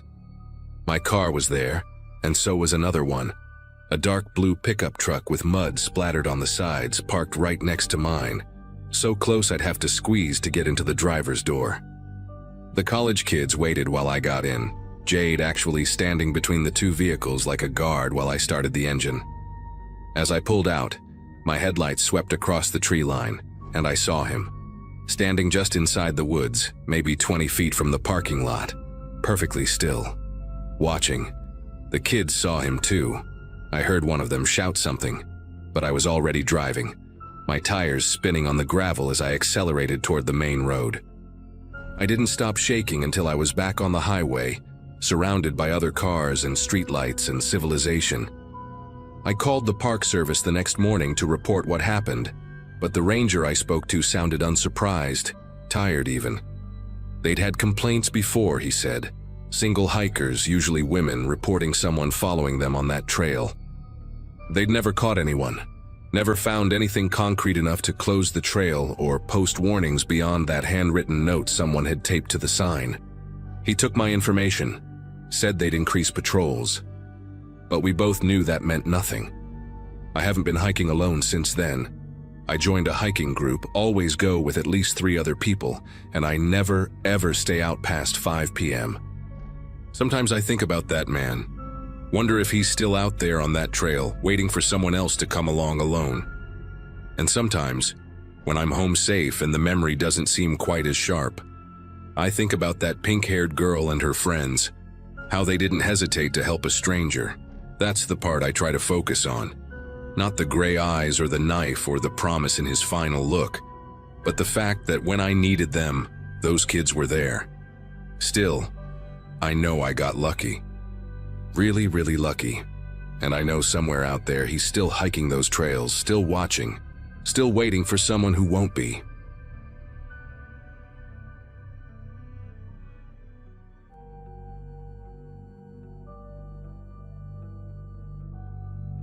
I'd been living in a small Midwestern town back then, working odd jobs during the week and spending weekends at the only decent bar we had. Everyone in town knew each other, and it wasn't unusual to run into the same group of faces every Friday night. That evening, I'd gone out with a couple of friends from work, nothing out of the ordinary. We drank, we laughed, we sang along to the jukebox until my throat was raw. By the time the place closed, I knew I'd had too much, but pride and stubbornness have a way of convincing you that you're fine when you're anything but. My buddies told me to crash at their place, but I brushed it off. The thought of my own bed pulled me harder than reason. The streets were quiet as I made my way to my car, the kind of silence that makes every step sound exaggerated. My keys jingled in my pocket, and in hindsight, that noise felt louder than it should have. Sliding into the driver's seat, the smell of stale cigarettes and spilled beer from past nights hit me, mixing with the faint scent of gasoline that always lingered in that old sedan. I remember fumbling with the ignition, taking a second longer than usual to get the engine started. The dashboard lights glowed dull orange, and for a moment, I sat there staring at them, like they were daring me to make the worst decision of my life. The first stretch of road wasn't too bad. Street lamps lit the main drag through town, and I felt a false sense of control gripping the wheel with one hand and resting the other on the window frame. But once I turned onto the back road that cut through the woods, everything changed. The darkness swallowed the car, and the only light came from my high beams catching the trees on either side. The road there had always been tricky. Sharp bends, sudden dips, patches of uneven asphalt that rattled your teeth if you hit them too fast. My head was buzzing, my eyes struggling to focus, but I kept pressing forward, convinced I could handle it. I don't remember the exact moment I lost control, but I recall the sound. Tires skidding across gravel, a gut punch screech that echoed in the night. The steering wheel jerked violently, and suddenly the world spun in every direction. Branches smacked against the windshield, the seatbelt cutting into my chest as the car careened off the pavement. Metal groaned, glass shattered, and then everything went still. The kind of stillness that makes you wonder if you're even alive. I sat there breathing hard, the smell of burnt rubber and leaking coolant filling the air inside that crumpled shell, and all I could hear was the faint ticking of the engine cooling down. When I finally managed to unclasp the seatbelt and push the door open, the cold night air rushed in, carrying the damp scent of soil and pine needles. My legs wobbled as I stepped out, crunching over broken glass scattered like ice across the ground. The headlights were still on, angled awkwardly into a ditch, throwing a pale beam across the trees. That light revealed just how mangled the front of the car had become. Hood bent upwards, one tire completely blown, smoke curling from under the crumpled metal. My heart pounded, and though I stood outside, the sound of the crash kept replaying inside my head, like a sick loop I couldn't stop. Then I noticed the other car. Not even 30 feet ahead on the opposite side of the road, a compact sedan sat sideways, its driver's side caved in as if a giant fist had slammed it. My stomach clenched when I realized I hadn't just gone off the road alone. Someone else had been dragged into my stupidity. The other car's hazard lights blinked weakly, flashing red against the dark forest backdrop. That flicker was hypnotic, steady, unforgiving. I stumbled toward it, dread weighing down each step until I reached the shattered window. Inside was a young woman, maybe mid-20s, her long hair tangled, a streak of blood across her temple. She was breathing, shallow but steady. Relief hit me for a split second before the guilt came crashing back even harder. I tried talking to her, my voice hoarse, words tumbling out in panicked bursts. Her eyes fluttered but didn't open fully. I kept repeating that help was coming, though I hadn't even called yet.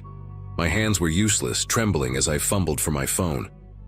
The screen lit up, slick with sweat, and I dialed 911. Explaining what happened felt like choking on glass. The dispatcher's calm, professional tone only made my own words sound clumsy and weak. Accident, 2 vehicles, she's hurt, hurry. They told me to stay with her, to keep her talking if I could, and to not let her fall unconscious.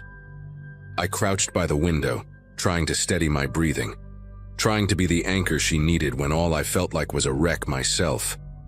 The wait for the sirens stretched into an eternity, every snap of a twig in the woods, every hum of the engine cooling down, every weak blink of her hazard lights etched itself into my brain. I remember kneeling there, gravel biting into my knees, whispering anything I could think of just to fill the silence. Her name, if she could tell me, whether she had someone I should call, anything at all. She barely responded, but every faint groan, every twitch of her lips kept me locked in that moment. And behind it all, a thought grew louder and louder. This was my doing. My choice to drive had drawn a stranger into a nightmare she never asked for. When the sirens finally pierced the silence, red and blue lights washed over the trees, bouncing off the twisted metal like a cruel spotlight. Paramedics rushed past me, voices sharp and precise, their movements fast in ways mine had failed to be. They pried open her door with tools that screamed against the frame, pulled her out carefully, and placed her onto a stretcher. I stood back, useless, feeling like a ghost haunting my own disaster. One of the officers asked me to sit on the roadside while they assessed me, but my eyes never left her. Watching them lift her into the ambulance felt like seeing my guilt drive away with her, siren fading into the night. The officer who stayed behind with me had a face carved with lines of long experience, his expression caught between duty and disappointment. He didn't raise his voice, but every question landed heavy. How much I'd had to drink, why I thought I could drive, if I understood what could have just happened. My words stumbled out, raw and uneven. But there was no excuse good enough to cover the truth. The breathalyzer sealed it, numbers glowing back at me undeniable. In that moment, the weight of what I'd done didn't just sink in. It anchored itself deep, knowing there would be no outrunning it. Court came later, of course, and with it the charges, the fines, the endless lectures I deserved. But the punishment that stuck wasn't from the judge. It was from the knowledge that I'd turned a stranger's normal night into a nightmare. She survived, I found out weeks later, though she needed surgery and months of recovery. I should have been grateful, and I was. But the relief was tangled up with shame. Every time I pictured her in that car, dazed and bleeding because of me, I wished I could rewind the night and make a different choice. But life doesn't hand out do-overs, only consequences. It's been years since then, and I still avoid that stretch of road. I still hear the screech in my head sometimes when I can't sleep. I don't drink the way I used to, and I never get behind the wheel if I've had even one. People say time heals everything, but it doesn't. Time just teaches you how to carry what you did, day by day, mile by mile. That night remains etched into me, not as a memory I can move past, but as a reminder that a single reckless choice can change more than just your own life. It can tear through someone else's, and you don't get to undo it.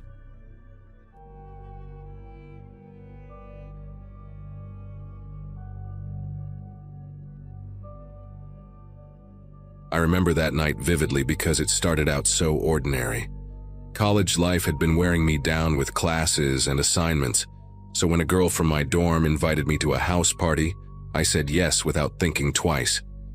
I didn't know many people there, but the music was loud, the lights were dim, and everyone seemed to be laughing like they had known each other for years. I hovered around the kitchen at first, sipping on a cheap drink in a plastic cup, trying to blend in. The place smelled like spilled beer and someone's overly sweet perfume, and every surface was sticky to the touch. I told myself I just needed to loosen up, and maybe I'd feel like part of the group. Somewhere between songs, a group of 3 people I had just met, 2 guys and a girl, they started chatting with me. They were friendly in that casual, exaggerated way, throwing jokes too loudly and nudging my arm as if we'd been close friends forever. The girl, whose name was Brooke, had this glittery eyeliner that caught the light every time she blinked. One of the guys, Adam, kept drumming his fingers against the counter like he couldn't sit still, and the other, Matt, had a laugh that felt rehearsed, almost forced. They talked fast, asked me where I was from, and within minutes Brooke leaned in and said, "We're all heading to another spot, you should come." At first I hesitated. I barely knew them, and I hadn't even finished my drink. But then Adam grinned and said, "Everyone's going, you don't want to be the only one stuck here, right?" The way he said it made it sound like staying behind would mark me as an outsider. I didn't want to be that person.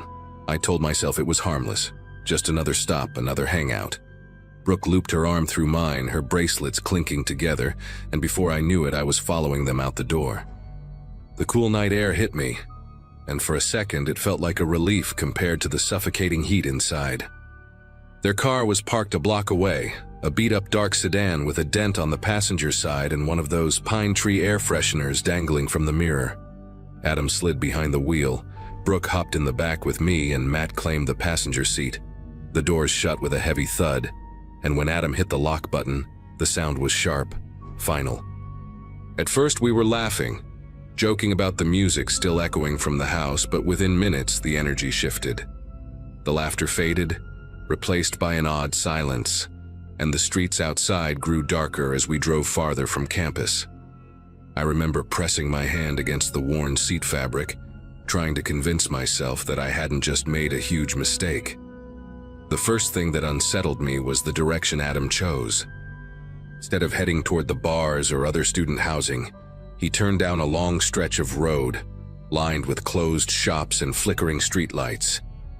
Brooke tried to keep the mood light, asking me random questions about my classes, but her voice carried a forced cheerfulness like she was trying too hard. Matt had stopped joking altogether, staring out the window as if he was scouting something. The silence between their words grew heavier, and every turn felt like it carried us farther from anywhere familiar. I leaned toward the window, noticing the reflection of Brooke's glitter under the passing lights, and tried to steady my breathing. When I finally asked where we were going, Adam gave a short laugh and muttered, "You'll see." It wasn't reassuring. It sounded more like a warning. Matt added, "It's just a better spot, quieter. No one bothers us there." The way he emphasized no one didn't sit right with me. I tried to joke back, asking if they were about to take me to some secret rave in the woods, but no one laughed. The music playing from the car speakers was low, a muffled bass line, but it did nothing to cut through the tension. My throat felt dry, and I kept wishing I had just stayed behind at that crowded, sticky house. The roads narrowed, and soon there weren't even streetlights anymore. Just the car's headlights cutting through empty stretches of trees. The air inside the car felt warmer, heavier, and the little pine tree air fresheners swayed with each bump in the road. Brooke stopped talking altogether, her arm no longer looped through mine. She just stared at her phone screen, the glow highlighting her sharp eyeliner and blank expression. I realized then that whatever this was, it wasn't about me tagging along to have fun. It was about me being exactly where they wanted me, in the back seat, doors locked, and nowhere near campus. That's when Adam pulled over.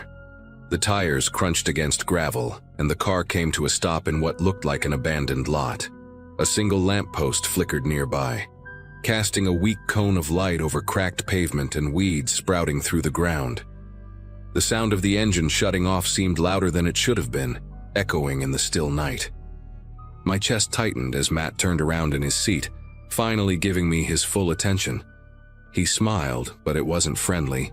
It was the kind of grin that said I had stepped into something I couldn't step back out of. I remember gripping the seat beneath me, wishing desperately that I could just rewind the night and make a different choice. Adam leaned back in his seat and asked, almost casually, "So you trust us, right?" The question hung in the air, thick and deliberate.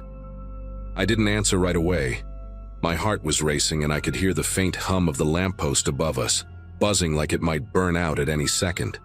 I forced myself to nod, trying not to let my voice shake when I said, "Yeah, sure."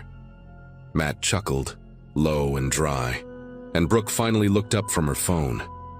She didn't smile, didn't frown. She just stared at me like she was waiting for something. The tension was unbearable, and every second dragged on longer than the last. I knew I had to act, even if it was risky. My phone was buried deep in my bag at my feet, and reaching for it would have made things worse. Instead, I glanced toward the lamppost, pretending to notice something, and said, "Wait, is that a cop car down the street?" For a split second, all three of them shifted their attention toward the window. That moment was enough for me to slam my elbow against the lock switch. The click of the doors unlocking was like a lifeline.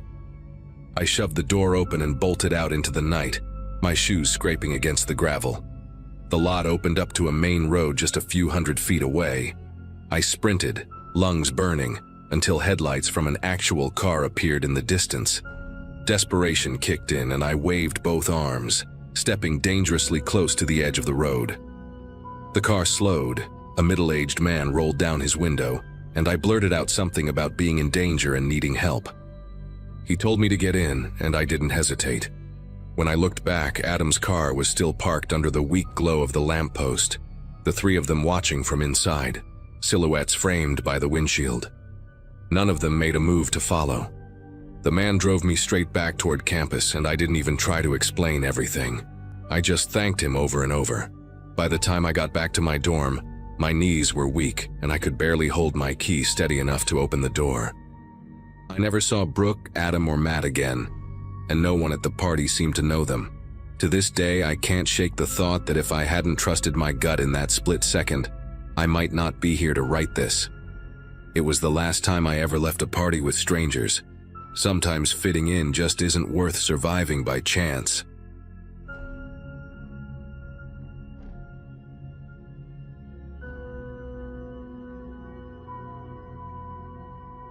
It happened on a chilly evening when I was leaving the office later than usual. At that time in my life, I was juggling 2 jobs and constantly running on little sleep, so staying late at work had become more common than I liked. The company rented out a small floor in an older office building, and parking was in a half-abandoned garage across the street. That garage always gave me an uneasy feeling, not because of how it looked, but because of how empty it stayed. Most of the lights flickered with a tired hum, and the concrete carried every sound like it was trying to remind you that you weren't really alone. I had just reached my car when I realized I didn't have my purse. I remembered setting it down on the hood while unlocking the door earlier, then getting distracted by a call. My phone was in my pocket, but everything else, wallet, keys, even the ID badge I needed to get back into the office, was sitting on that concrete slab 2 levels above. That realization came at the exact same moment I heard the sharp echo of footsteps slapping against the floor behind me. The sound wasn't casual, it was heavy, deliberate, almost like whoever it was wanted me to know they were there. I didn't turn around. My instinct was just to slip into my car as quickly as I could and shut the door. The problem was, I hadn't unlocked it yet. My hands fumbled with the key fob, and the beeping echo of the car unlocking only made the footsteps sound louder, closer. I shoved myself inside, slammed the lockdown manually, and sat in the dim glow of the dashboard, holding my breath until the silence returned. For a minute I convinced myself I was overreacting. People pass through garages all the time, right? Maybe someone had just taken the stairs behind me, and the acoustics exaggerated it. But then, I thought about my purse upstairs. Driving off without it meant leaving everything behind. Against the voice screaming inside me to just leave, I told myself I'd go back for it quickly, grab it, and head straight out. It sounded reasonable in the moment, but it's the decision I still regret. Climbing the stairwell back to the 2nd level, I tried to convince myself it would be a 30-second trip. Just up, grab the purse, back down. The stairwell smelled like damp concrete and stale cigarette smoke, the kind that clings even when no one's there. My footsteps echoed up the narrow walls, and I noticed how much louder they sounded compared to earlier. Every creak of my shoe against the step made me feel like I was announcing myself. When I pushed the door open to the 2nd level, the air felt heavier somehow. The lights along that row buzzed faintly, some flickering in uneven intervals, casting long shadows that seemed to move even when nothing else did. My car was still where I'd left it, but the spot where my purse should have been was farther back near one of the support pillars. From the doorway, I could already see the strap dangling just over the edge of the hood, swaying slightly like it had been nudged. I told myself the draft from the stairwell door must have moved it. That was the only explanation that made sense. But when I walked closer, the echo of another step, one that didn't belong to me, bounced across the garage. It was softer this time, careful, as if whoever it was had realized I noticed earlier, and now didn't want to be heard. I gripped the strap of my purse quickly, trying not to look around, trying to act like nothing was wrong, but my heartbeat was thundering in my ears. As I lifted the purse, a shadow peeled away from the far corner of the garage, right where the fluorescent light struggled the most. It wasn't a trick of the light. Someone had been standing perfectly still in that darkness, and now they shifted, their outline separating from the column. I couldn't see a face, only the outline of a hood and shoulders angled toward me. The worst part was the silence. They didn't say anything, didn't move closer, just watched as if waiting for me to decide what to do next. I didn't wait to see what they planned to do. My first instinct was to bolt back toward the stairwell, but as soon as I turned, the heavy metal door slammed shut with a clang that echoed through the garage. Whether it was the wind or not, I couldn't bring myself to test it. Instead, I darted toward the opposite side where the exit ramp curved downward, the sound of my shoes smacking the concrete overlapping with the faint shuffle of the figure behind me. Every light I passed seemed dimmer than the last, and by the time I reached the slope leading down, I could hear them matching my pace, staying just far enough not to close the gap. I didn't dare look back, My only goal was to get to my car on the lower level and make it inside before they caught up. When I reached the bottom, I sprinted across the open space, my keys already clenched in my fist, pressing the fob until the familiar chirp echoed. The figure's footsteps sped up behind me, no longer cautious but urgent, pounding against the floor like they were charging. I lunged into my car, slammed the door shut, and this time the locks clicked instantly. Through the rearview mirror, I caught a glimpse of the hooded shape just as it reached the back of my car. They slapped a hand against the trunk, hard enough to rattle the glass before stepping back into the shadows as I peeled out of the garage without looking back again. I never found out who it was or what they wanted, and I didn't stick around long enough to ask. The next morning I requested a different parking arrangement through my job, and I've avoided that garage ever since. To this day, I wonder if they had been waiting all along for someone careless enough to come back. If I just left my purse behind, maybe nothing would have happened. Or maybe the silence of that garage would have swallowed me whole before I ever made it back to my car.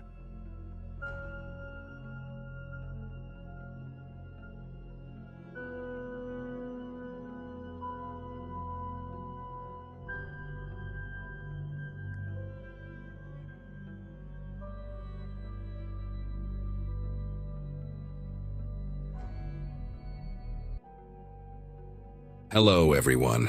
Before we start, make sure to like and subscribe to the channel, and leave a comment with where you're from and what time you're watching. That way, YouTube will keep showing you stories just like this one. Now, let's begin. I was 32 when I decided to drive from Seattle to Fairbanks alone in the middle of October 2018. Just me, my beat-up Ford Explorer, and 3 weeks of vacation time I'd been hoarding at the accounting firm where I'd been grinding away for 7 years. My friends thought I was crazy. Alaska in the fall, driving solo through all that wilderness. But after catching my fiancé with my sister 2 months earlier, I needed to get as far away from civilization as possible. I wanted empty roads, mountains that made me feel small, and silence that drowned out all the noise in my head. I'd been on the road for 4 days when everything went wrong, somewhere between Tok and Delta Junction on a stretch of highway that felt like it existed outside of time itself. The gas station attendant in Tok had warned me about taking the scenic detour through some of the smaller villages. Said the roads got tricky and cell service was basically non-existent. But I was feeling adventurous, maybe even a little reckless, and I figured I had a full tank and plenty of daylight. About 3 hours into the detour though, my GPS started acting weird, showing me in the middle of nowhere when I could clearly see buildings ahead. The village wasn't on any of my maps, just a cluster of maybe 15 houses scattered along a dirt road that branched off from the main route. No signs, no markers, nothing to indicate what this place was even called. My Explorer was making a rattling sound that had been getting worse since yesterday, and I figured I should at least ask someone how far it was to the next proper town before I ended up stranded. I pulled up to the first house that showed signs of life, smoke coming from the chimney and a porch light on, even though it was barely past 4 in the afternoon. The house was painted this faded yellow color, like butter left out in the sun too long, with green trim that was peeling in long strips. There were wind chimes everywhere, dozens of them, made from what looked like old silverware and bits of metal, but there wasn't enough wind to make them move. They just hung there, silent and strange. I knocked on the door and waited, noticing how all the curtains in the front windows were drawn tight. After maybe 30 seconds, I heard footsteps, 2 sets of them, and then the door opened to reveal an older couple, probably in their late 60s, both wearing matching knitted sweaters with reindeer patterns, even though Christmas was still 2 months away. The woman spoke first, and her voice had this sing-song quality that immediately made me think of kindergarten teachers. "Oh my goodness, honey, you look absolutely exhausted. Harold, doesn't she look exhausted?" The man, Harold apparently, nodded enthusiastically, his thick glasses reflecting the porch light in a way that made it hard to see his eyes. They were both smiling, these huge, almost theatrical smiles showing way too many teeth. The woman grabbed my arm before I could even introduce myself, her grip surprisingly strong for someone her age. "You must come in, dear. It's getting cold and dark soon. These roads are terrible at night. Harold just made his famous moose stew, didn't you, Harold?" Harold nodded again, still silent, still smiling. I tried to explain that I just needed directions, that I had to keep driving. But she was already pulling me toward the doorway, talking over my protests about how dangerous it was for a young woman to be driving alone out here, how many people got lost and were never found. The inside of their house hit me with this wall of heat and the smell of something cooking, meat definitely, but with an undertone of something medicinal, like menthol or eucalyptus. The living room was cramped with furniture that looked like it hadn't been moved since the 70s. Orange and brown plaid couches, wood paneling on every wall, and these ceramic figurines on every surface. Hundreds of them. Little children, all of them, frozen in various poses of play. Some were holding hands, others pushing tiny ceramic swings or riding ceramic bicycles, but their faces were all wrong somehow, painted with adult expressions that didn't belong on children's features. The woman, who introduced herself as Dolores while practically shoving me into an armchair, kept talking in that sing-song voice about how lucky I was to find them, how most people drove right past their little village without even knowing it existed. That's when I noticed the windows. Every single one of them had boards nailed across the inside, painted white to match the walls, but definitely boards. Not just locked or latched, actually nailed shut with these huge industrial nails that had been hammered in at angles. The curtains hung in front of them, making it less obvious from outside, but from where I sat, I could see the heads of the nails poking through, some of them bent from being hammered too hard. My phone was in my car, plugged into the charger because the battery had been draining fast in the cold, and I suddenly felt incredibly stupid for leaving it there. Harold finally spoke for the first time, his voice raspy like he didn't use it much. "The stew needs 5 more minutes, you'll love it. Everyone who tries it wants to stay for seconds and thirds." The way he said "stay" made my chest tighten. Dolores clapped her hands together like he'd said something delightful, and disappeared into what I assumed was the kitchen, leaving me alone with Harold, who just stood there in the doorway, blocking the exit, still wearing that same unnaturally wide smile. I tried to stand up, making excuses about needing to check on my car, but Harold took a step forward, and even though he was old, he was bigger than I'd first realized, probably 6'3" and built like someone who'd done physical labor his whole life. "Car's fine," he said, pulling a keychain from his pocket and jingling it. My keychain. The one with the little rubber octopus my niece had given me for good luck. Thought it might be safer if I moved it behind the house. Animals around here, they get curious about vehicles. Sometimes they damage them.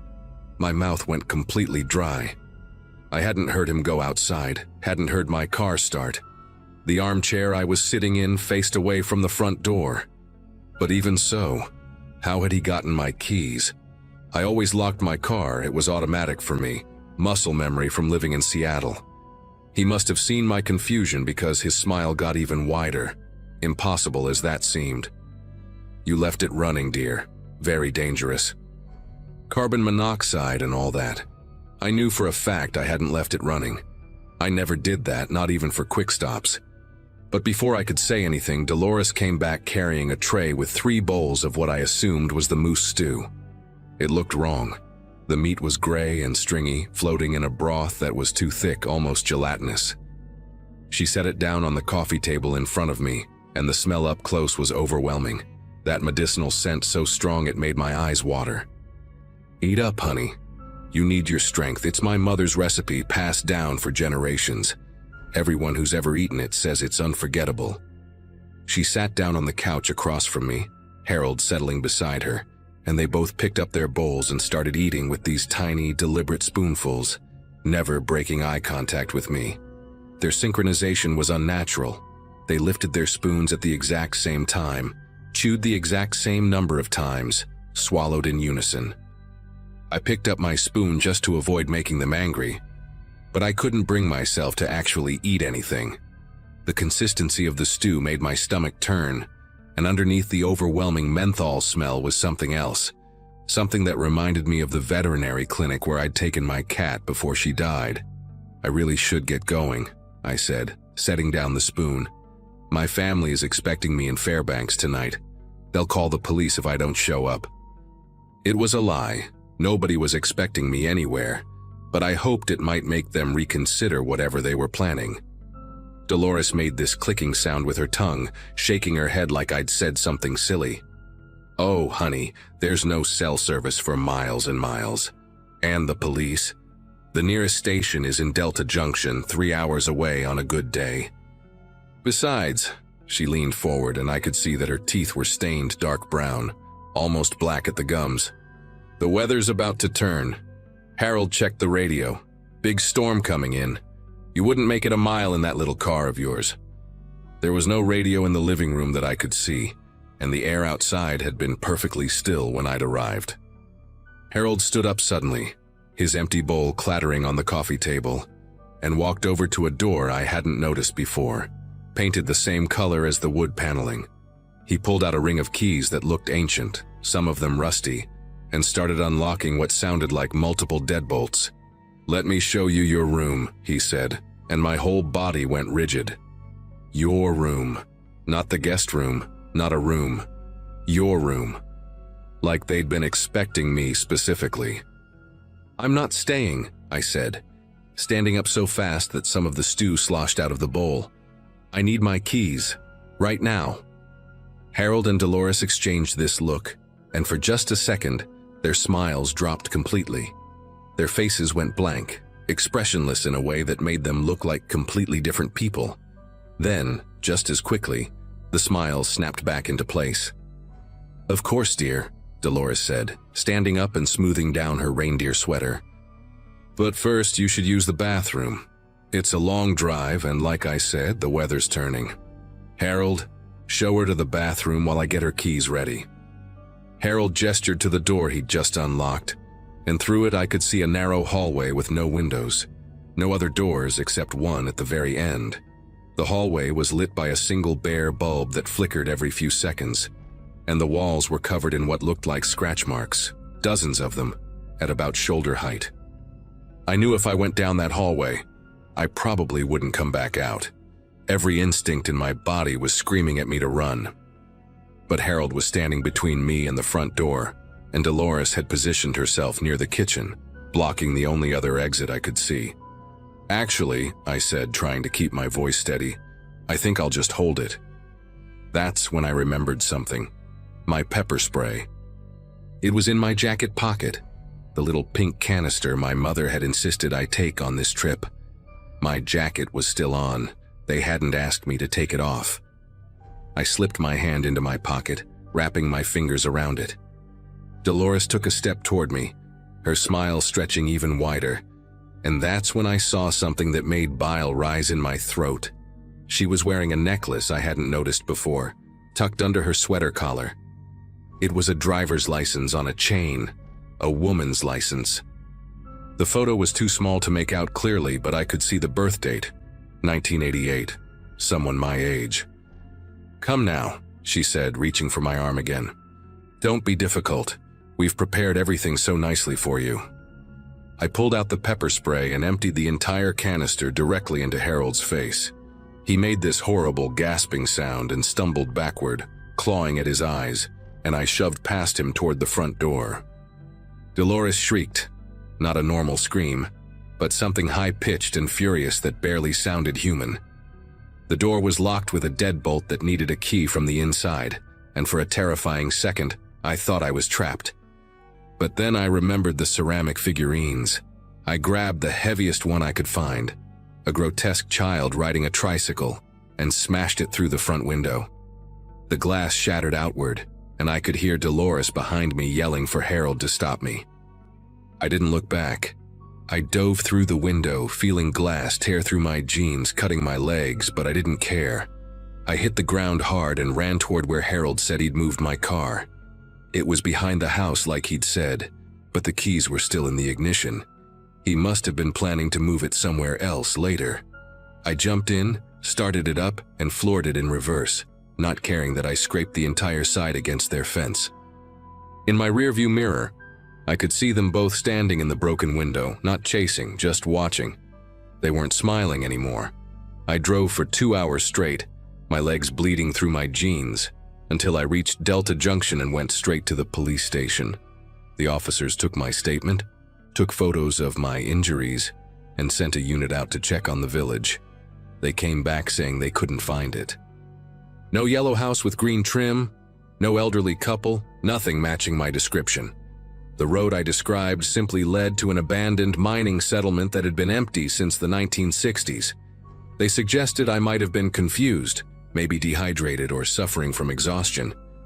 But I had the cuts to prove it happened, and when they ran the partial license plate number I'd memorized from that necklace, they found a missing person report from 2017. A woman named Bethany Caldwell, 30 years old, last seen driving alone through Alaska. Her case is still open. I finished my trip to Fairbanks the next day, taking only main highways, and flew home instead of driving back. I still have scars on my legs from the window glass, thin white lines that remind me every day that it was real.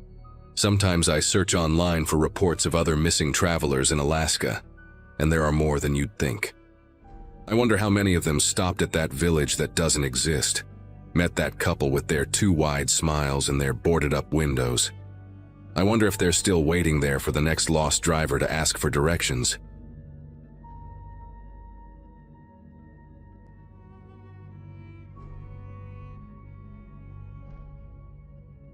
The rental car's fuel gauge had been hovering near empty for the last 30 miles, and I was starting to sweat.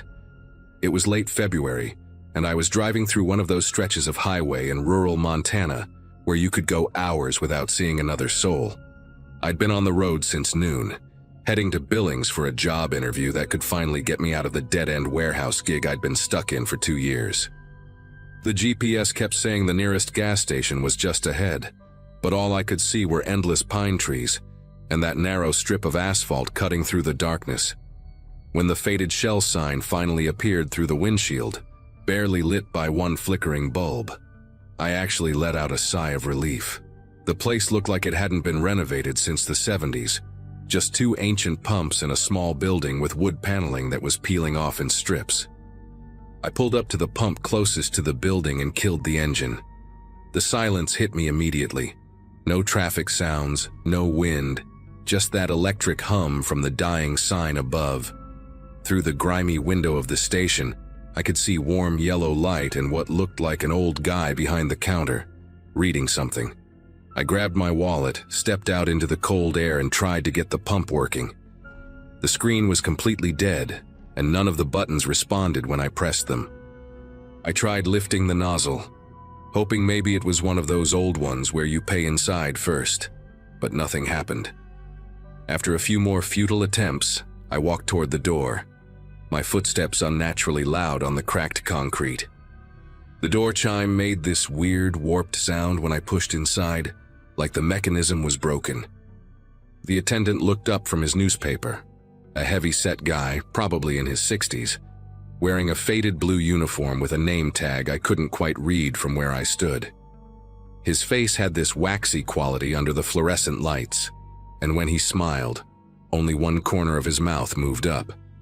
"Evening," he said, his voice raspy like he'd been chain-smoking for decades. "Pump giving you trouble?" I explained that nothing was working out there, and asked if I could just pay inside.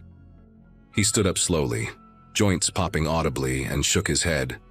"Card readers busted in here too. Been meaning to get it fixed, but the repair guy won't come out this far." He scratched at a patch of red, irritated skin on his neck, leaving white marks that slowly filled back with color. "Tell you what though, got the old manual imprinter in the back office. We can run your card through that, do it the old-fashioned way." I hesitated for a second because something about the whole setup felt weird. What gas station doesn't have any working card readers? But I needed the gas, and I couldn't exactly drive to the next station on fumes. "Sure, where's the office?" I asked, pulling out my credit card. He gestured toward a narrow hallway behind the counter. barely wide enough for one person. "Right through there, second door on the left. I'll grab the imprinter and meet you." As he said this, I heard the door chime again behind me. Another customer, I figured, but when I glanced back, the man who'd entered wasn't heading for the chips or drinks. He was just standing there by the door, hands in the pockets of a dirty canvas jacket, staring at nothing in particular. He was younger than the attendant, maybe 40, with patchy facial hair and eyes that didn't quite focus on anything. The attendant noticed me looking and quickly said, "That's just Glenn. He helps out sometimes. Don't mind him." Every instinct I had was screaming at me to leave. Glenn hadn't moved from his spot by the door, and now he was looking directly at me with this blank expression that made my chest tight.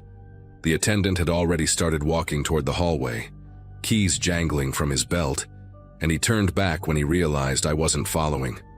"Problem?" he asked, and there was something different in his tone now. Less friendly, more insistent. I gripped my card tighter and tried to think of an excuse. "Actually, you know what? I just remembered I have cash. Let me check my car real quick." The lie came out rushed, and I could tell neither of them bought it. The attendant's expression darkened, and he took a step back toward me. "Now, there's no need for that. The imprinter will just take a second. Glenn, make sure our customer doesn't leave without paying." Glenn shifted his weight, subtly centering himself in front of the door, and I noticed for the first time how large his hands were as he pulled them from his pockets. The fluorescent light above us started buzzing louder, casting harsh shadows that made both men look even more menacing. I could hear my own breathing now, quick and shallow, and I knew they could hear it too. "I really should check if I have cash first," I insisted, taking a step backward, but the attendant moved surprisingly fast for his age, closing the distance between us. "Son, you're starting to hurt my feelings here. We're just trying to help you out." His breath smelled like coffee and something medicinal, and I could see tiny red veins in the whites of his eyes. Behind him, that narrow hallway seemed to stretch into complete darkness, and I had this sudden crystal-clear certainty that if I went back there, I wouldn't come out. My phone was in my pocket, but calling for help out here would take too long, assuming I even had service. I needed to do something now before they decided to stop pretending this was a normal transaction. "Fine," I said, trying to keep my voice steady. "Let's do the imprinter." The attendant's face relaxed slightly, and he nodded toward the hallway again. But instead of following him, I pretended to trip over my own feet, stumbling hard into a display rack of motor oil. The bottles crashed to the floor, thick liquid spreading everywhere. And in the chaos, I grabbed the heaviest thing within reach, a fire extinguisher mounted on the wall. The attendant yelled something I didn't catch, and Glenn started moving toward me. But his boots hit the oil slick and he went down hard, his head making a sickening crack against the linoleum. I didn't wait to see if he got up. I swung the extinguisher at the attendant as he lunged for me, catching him in the shoulder and spinning him into the counter. His keys flew off his belt and skittered across the floor. My heart was hammering so hard I thought it might explode, but I kept moving, muscle memory from high school football kicking in as I shouldered past the attendant's grasp. Glenn was already trying to get up, oil coating his jacket, his eyes unfocused from the fall. The door was only 10 feet away, but it felt like a mile. The attendant was screaming now, not words, just this raw, furious sound that barely seemed human. I sprinted for the door, yanked it open so hard the warped chime broke completely, and ran for my car. My fingers were shaking so badly I dropped the keys twice before getting them in the ignition. In the rearview mirror, I could see the attendant stumbling out of the station, his shoulder hanging at a weird angle, Glenn right behind him. The engine turned over on the third try and I floored it out of there, tires squealing on the cold asphalt. I didn't care that I was running on fumes. I just needed to get away from that place. The speedometer hit 90 before I forced myself to slow down, afraid I'd crash in the dark. My whole body was shaking, adrenaline making everything feel unreal, like I was watching someone else's nightmare. I drove for maybe 15 minutes on pure adrenaline before the fuel light started blinking urgently. The needle was past E now, and the engine was starting to sputter. Up ahead, I saw lights. A truck stop, massive and beautifully bright with dozens of semis parked outside. I coasted in on the last drops of gas, the engine dying just as I reached the pump.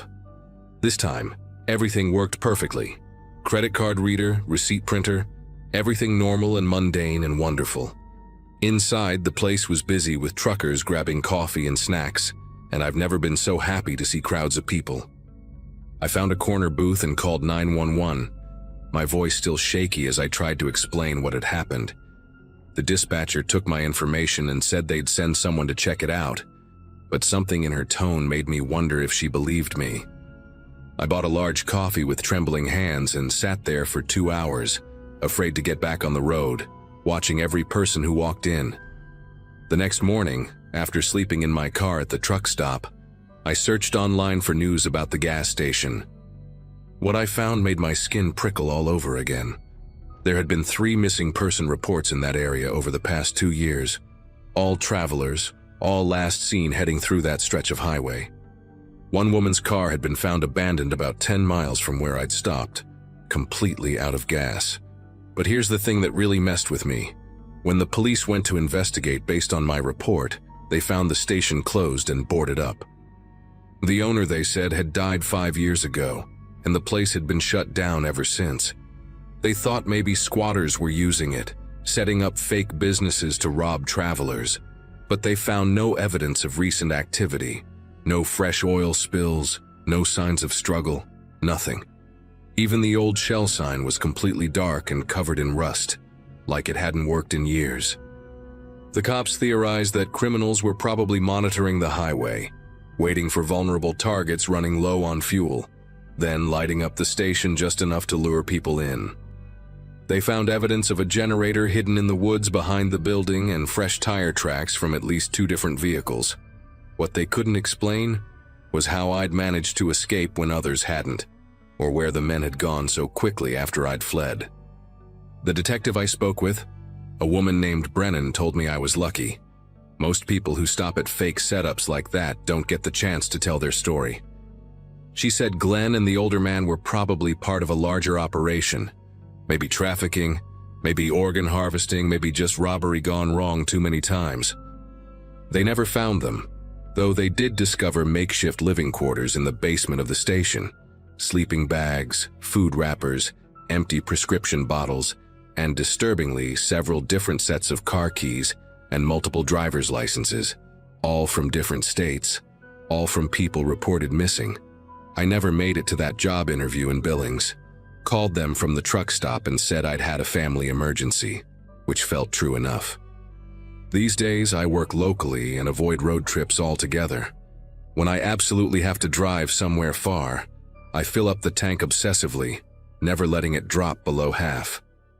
Sometimes I dream about that narrow hallway behind the counter, wondering what was really waiting in that back room. What would have happened if I'd followed the attendant into the darkness? The detective called me a few months later to say they'd arrested 2 men matching my description in Wyoming, caught trying the same setup at another abandoned station. But when they showed me the mugshots, the faces were different. Similar age and build, but definitely not the same men. That's when I realized this wasn't just 2 guys running a scam. This was something bigger, organized, with multiple teams working the isolated highways. I testified at the trial for the Wyoming guys, and they got 15 years each, but I know there are others out there. The attendant with the waxy face and Glenn with his empty stare, they're probably at some other forgotten gas station right now, waiting for the next car running on empty, practicing their lines about broken card readers and back offices. If you're ever driving through nowhere and your tank is getting low, just keep driving. Run out of gas on the highway if you have to. Whatever you do, don't stop at that isolated station with the flickering sign, no matter how desperate you are. Some risks just aren't worth taking.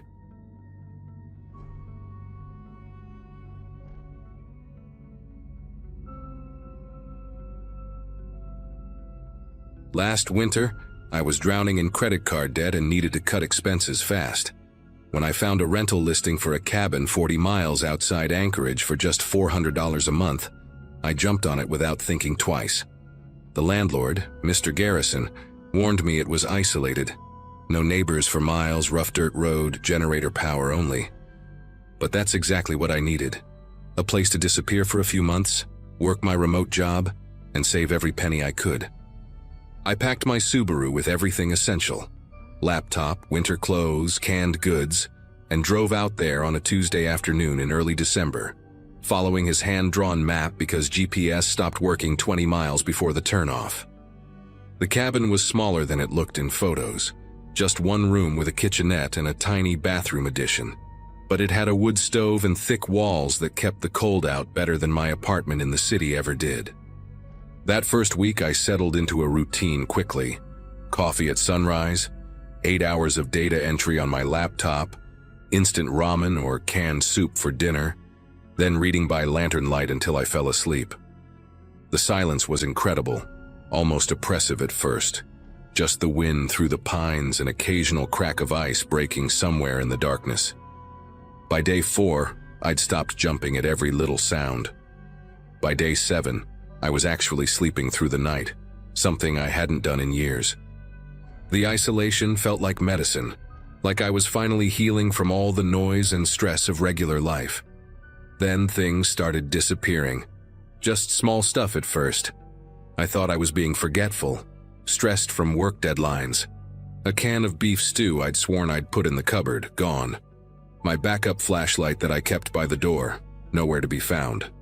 A pair of wool socks I'd left drying by the stove, vanished. I blame myself, figured I was more scattered than usual, maybe putting things in weird places while my mind was elsewhere. But then my winter boots disappeared from right beside the bed where I always kept them, and I knew something wasn't right. Those boots were my lifeline out here, heavy-duty sorrels that cost me $200. I tore the cabin apart looking for them, checked the car, even walked around outside in my sneakers thinking maybe I'd left them on the porch in some kind of mental fog. The morning everything changed was a Wednesday, crisp and bright with fresh snow that had fallen overnight. I was making coffee when I noticed the crawl space trap door was open, just slightly, maybe 3 inches, but definitely open. That door was in the floor near the back corner, painted the same faded brown as the floorboards, and I'd never touched it, never even thought about it really. But there in the fresh layer of dust around it were footprints, clear as day, leading from the trapdoor to my kitchen area and back. Not my footprints, these were bigger, made by boots with a deep tread pattern. My whole body went rigid staring at those prints, trying to make sense of what I was seeing. Someone had been inside my cabin, had come up through that trapdoor while I was sleeping just feet away. I grabbed a kitchen knife and my phone, though I knew there was no signal out here. The trapdoor felt heavier than it should have when I pulled it fully open, and the smell that came up made me gag. Body odor, urine, something rotting. I turned on my phone's flashlight and aimed it down into the darkness. The crawl space was maybe 4 feet high, dirt floor, stone foundation walls. At first I just saw pipes and cobwebs, some old lumber scraps. Then my light hit the far corner and I saw it. A makeshift bed of moving blankets and what looked like foam padding ripped from car seats. Empty food cans scattered around, some still fresh with residue. A milk crate with more stuff inside. I could see the red fleece of my missing socks poking out the top. My first instinct was to run, just get in my car and drive, never come back. But anger overtook the fear. This was my space, I was paying rent, and some creep had been living under me like some kind of parasite. I yelled down into the hole, told whoever was down there to get out right now or I was calling the police. Nothing. No movement, no sound. I grabbed a broom and poked at the bedding, half expecting someone to grab it, but it just collapsed into itself. That's when I saw the notebook, spiral-bound and water-stained, tucked between the blankets. I knew I shouldn't touch it, knew I should just leave everything for the cops, but I had to know who'd been down there. Had to understand what kind of person does this. The notebook was filled with observations about me. Pages and pages in cramped handwriting. When I woke up, when I went to bed, what I cooked, when I showered. She takes long showers on Sunday. She talks in her sleep about someone named Kevin. She cries sometimes when she thinks no one can hear.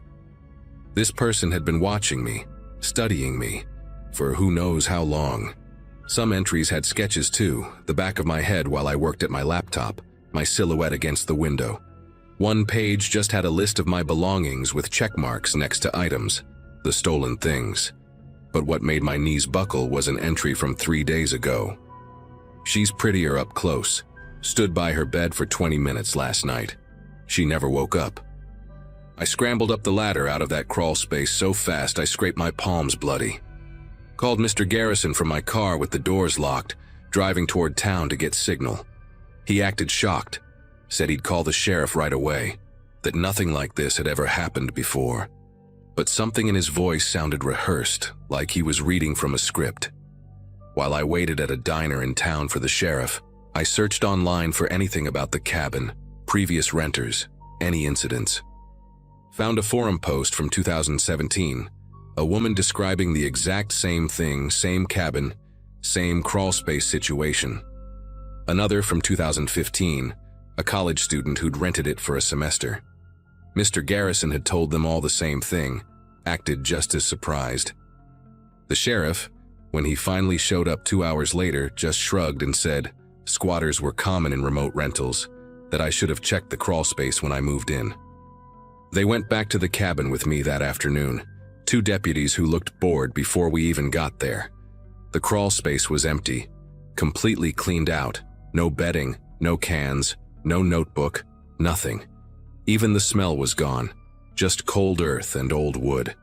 The deputies exchanged looks like I was wasting their time, suggested maybe I'd seen a raccoon nest or something.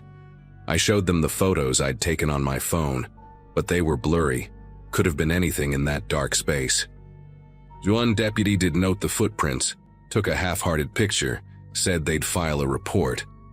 They left me there as the sun was setting, told me to call if anything else happened, but I could tell they thought I was just another city person spooked by country living.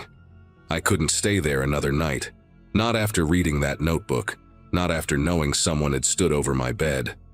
Packed everything I could fit in my car in under an hour, left the rest behind. As I was loading the last box, I saw him, just for a second at the tree line about 50 yards away. Tall, wearing a thick canvas jacket and a wool cap pulled low, standing perfectly still between 2 pines. When I looked directly at him, he stepped backward into the shadows, smooth and practiced like he'd done it 1,000 times. I didn't run, didn't scream, just got in my car and drove away steady and calm, watching the mirrors the whole way. At the first gas station, I called Mr. Garrison and told him I was breaking the lease, that he could keep my deposit, that I'd mail the keys. He didn't argue, didn't even ask why, just said he understood and hung up. A week later, staying at a motel outside Anchorage while I looked for a new place, I got a call from an unknown number. It was a woman named Janet. Said she'd seen my post on the rental forum warning people about the cabin. She'd rented it in 2016, had the exact same experience, but she'd done more digging than me.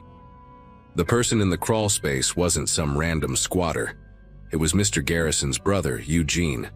He'd been living on the property for years, had some kind of mental disability after a logging accident. Mr. Garrison couldn't afford proper care for him, so he'd worked out this sick arrangement. Eugene lived in a shed deeper in the woods during summer, but in winter, when renters came for the cheap seasonal rate, he'd move into the crawl space. Mr. Garrison would rent to single women specifically, people he thought wouldn't cause trouble, would just leave like we all did. Janet had gone to the state police, filed reports, even contacted a lawyer, but nothing ever came of it. Eugene wasn't technically dangerous, had never physically hurt anyone, and Mr. Garrison always claimed ignorance, said his brother must have been sneaking in without his knowledge. The cabin is still listed online. I checked last month. Same photos, same low winter rate, same promise of peaceful isolation. Sometimes I wonder about the woman renting it now, if she's noticed her things going missing yet, if she's heard the floors creak at night, if she knows about the trap door. I left reviews on every rental site I could find, but they keep getting taken down. All I can do is post my story wherever people will listen, hoping someone reads it before they make the same mistake. That face in the trees still visits my dreams sometimes, patient and still, just watching and waiting for something I'll never understand.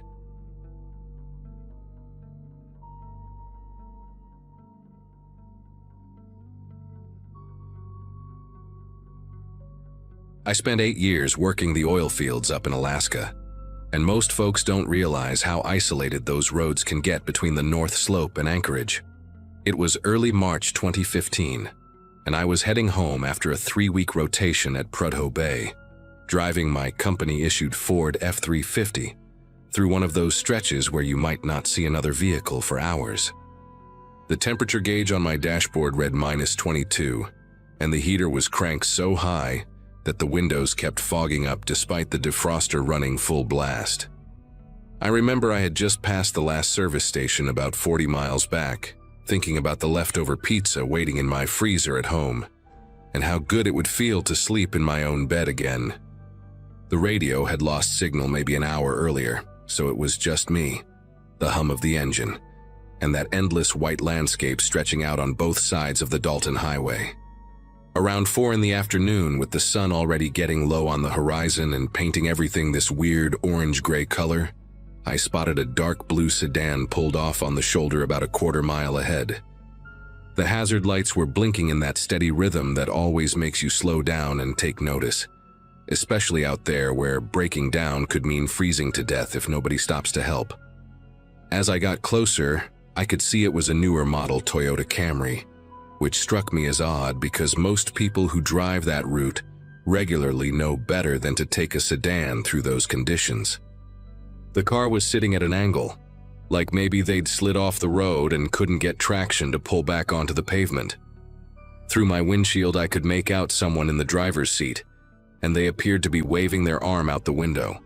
That universal gesture of someone who desperately needs help.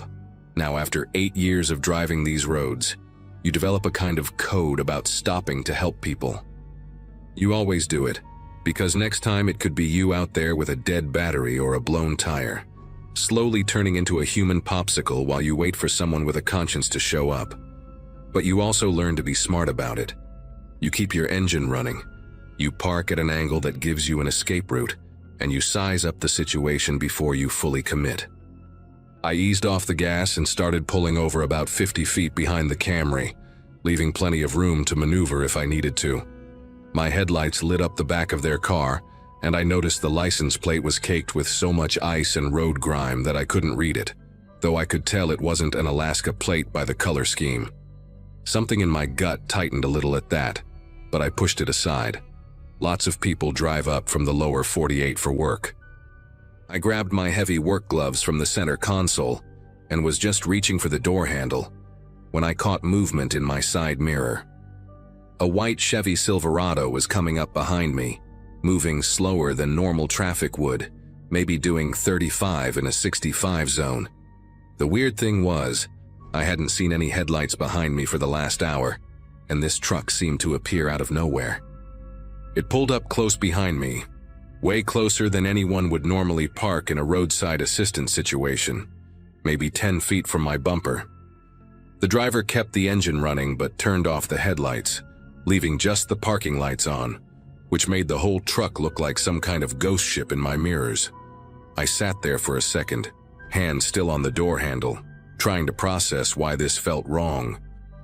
That's when I noticed that 2 people were getting out of the Camry up ahead, both men, both wearing identical black Carhartt jackets and work boots, moving with this weird purposeful stride toward my truck.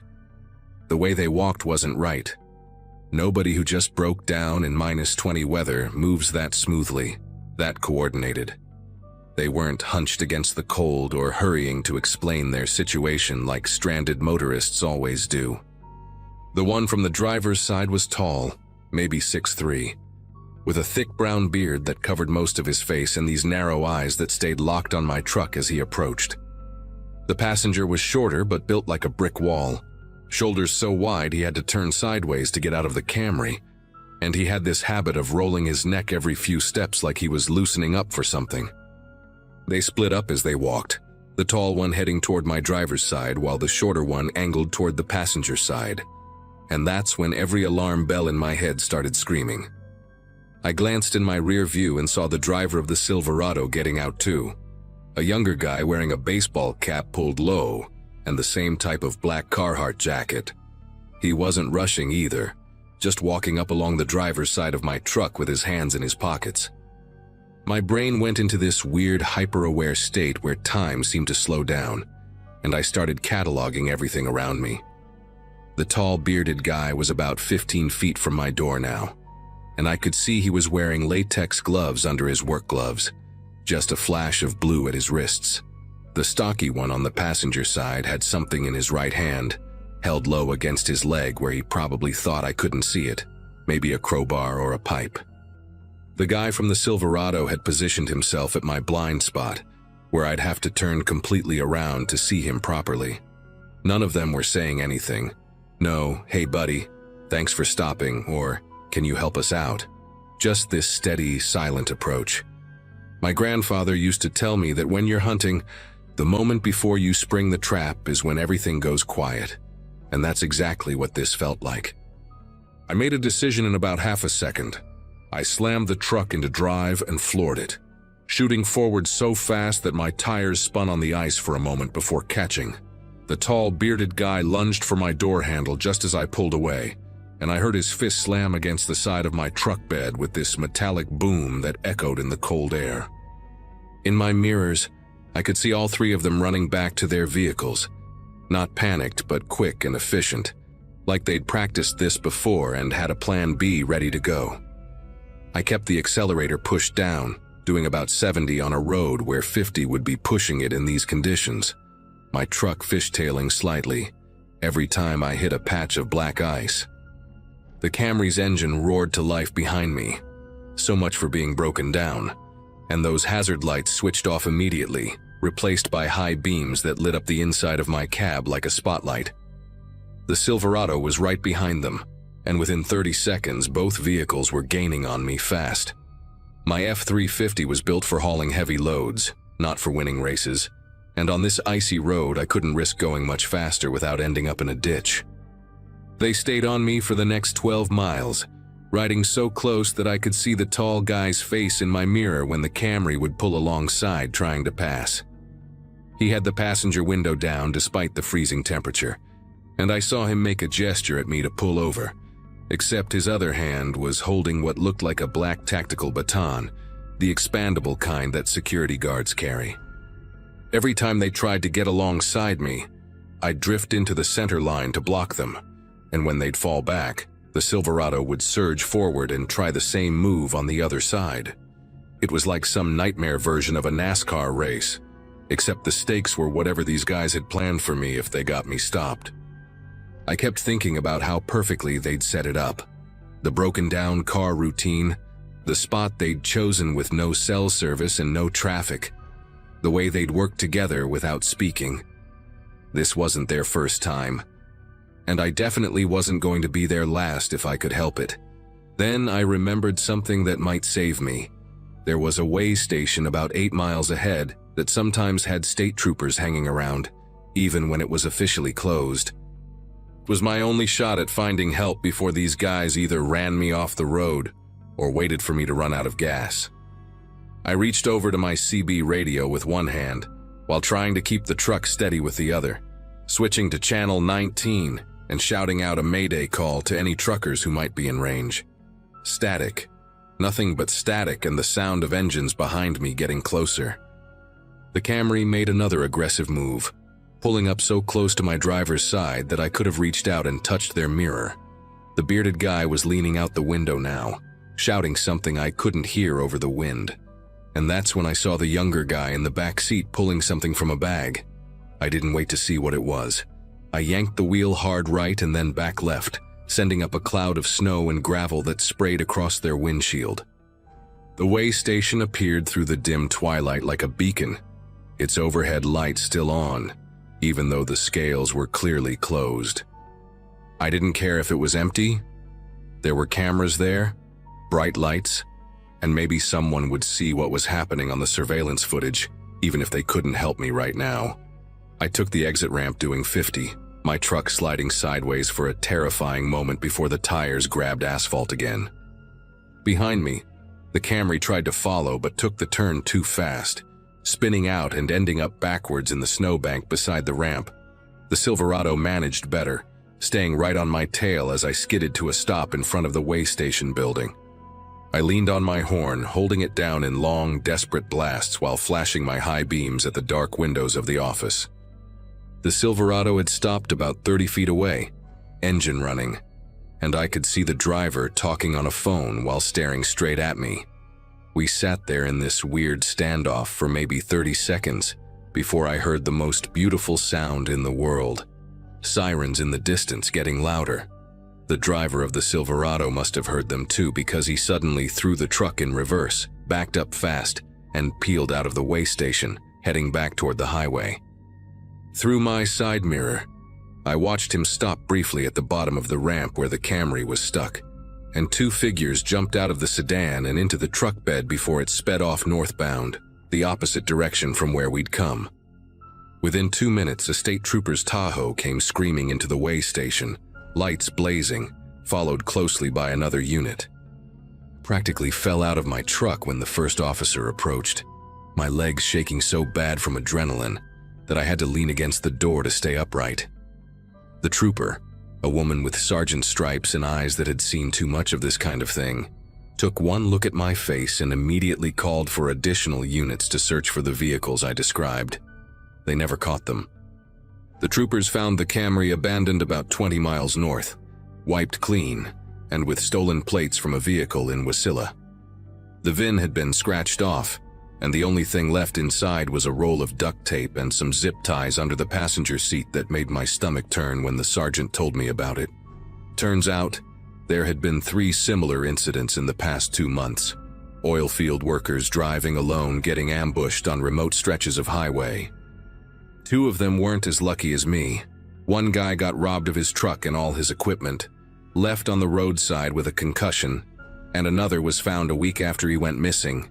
His vehicle burned out in a ravine 50 miles from where he was supposedly heading. The trooper told me I was smart to run when I did, that these guys were probably part of a crew targeting workers they knew would be carrying cash and valuable tools after long rotations.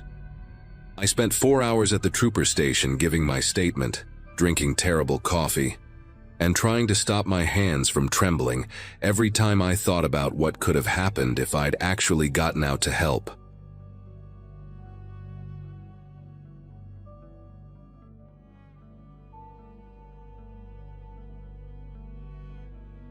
Everyone always warns you about hiking alone, but when you're 21 and training for a marathon, you get cocky about your abilities. It was a Saturday in early September 2022, and I was starting my 2nd year at the University of Alaska Anchorage, living in a cramped dorm room that smelled perpetually of instant ramen and my roommate's vanilla body spray. I'd been stressed about organic chemistry and needed to clear my head. So around 3 p.m., I grabbed my purple water bottle, threw on my beat-up Nikes, and headed out to the flat-top mountain trail near Chugach State Park. The parking lot had maybe 6 or 7 cars scattered around, which seemed perfect. Busy enough to feel safe, empty enough to enjoy nature without crowds. I remember thinking how crisp the air felt, that perfect Alaska autumn temperature where you need a light jacket but end up tying it around your waist after 10 minutes of hiking. The first hour passed exactly how I needed it to. My breathing settled into that meditative rhythm, and I stopped mentally reviewing molecular structures for once. Around 4:30 p.m., I paused at a scenic overlook to drink some water and take a photo of the valley below, all golden and rust-colored from the changing birch trees. That's when I first noticed him. A guy in a dark green jacket, maybe 200 feet behind me on the trail, standing completely still. Nothing immediately alarming about that. People stop to catch their breath all the time, but something about his posture made me take note. He wasn't looking at the view or checking his phone or drinking water. He was just standing there, facing my direction, hands loose at his sides. I continued up the trail, telling myself I was being paranoid. that he was probably just out of shape and needed a longer break than most hikers. About 15 minutes later, I reached a steeper section with these natural rock steps, and my thighs were burning something fierce. I stopped again, this time sitting on a flat boulder to really hydrate and let my muscles recover. I pretended to mess with my phone, but really I was watching the trail behind me. Sure enough, there he was again, same distance, same weird stillness. The jacket looked too heavy for hiking, more like something you'd wear to a construction site, and his jeans seemed out of place on a trail. When I stood up to continue, he immediately started walking too. My chest tightened, but I told myself maybe we just had similar fitness levels, similar pace. Lots of people hike this trail. The sun was getting lower though, painting longer shadows across the path, and I realized I'd been out longer than planned. I decided to test it. At the next fork, instead of taking the longer loop I'd intended, I veered onto a shorter connecting trail that would cut back toward the parking area. I made the turn casual, like I was just exploring, even stopped to pretend to read the trail marker. From my peripheral vision, I watched him approach the same fork.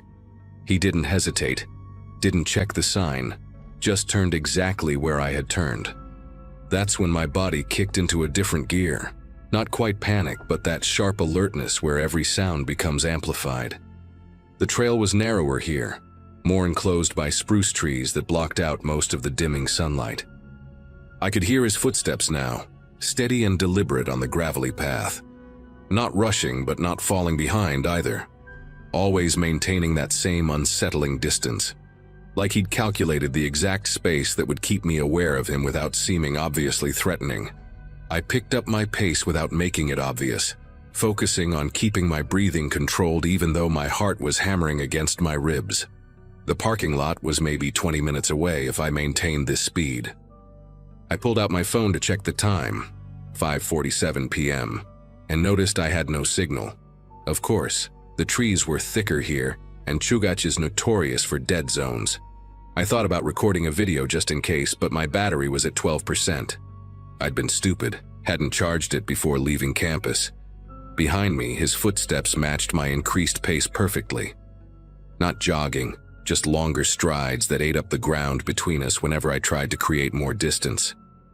I risked a glance back, making it seem like I was checking the trail difficulty. He was closer now, maybe 100 feet, and for the first time I could make out his face.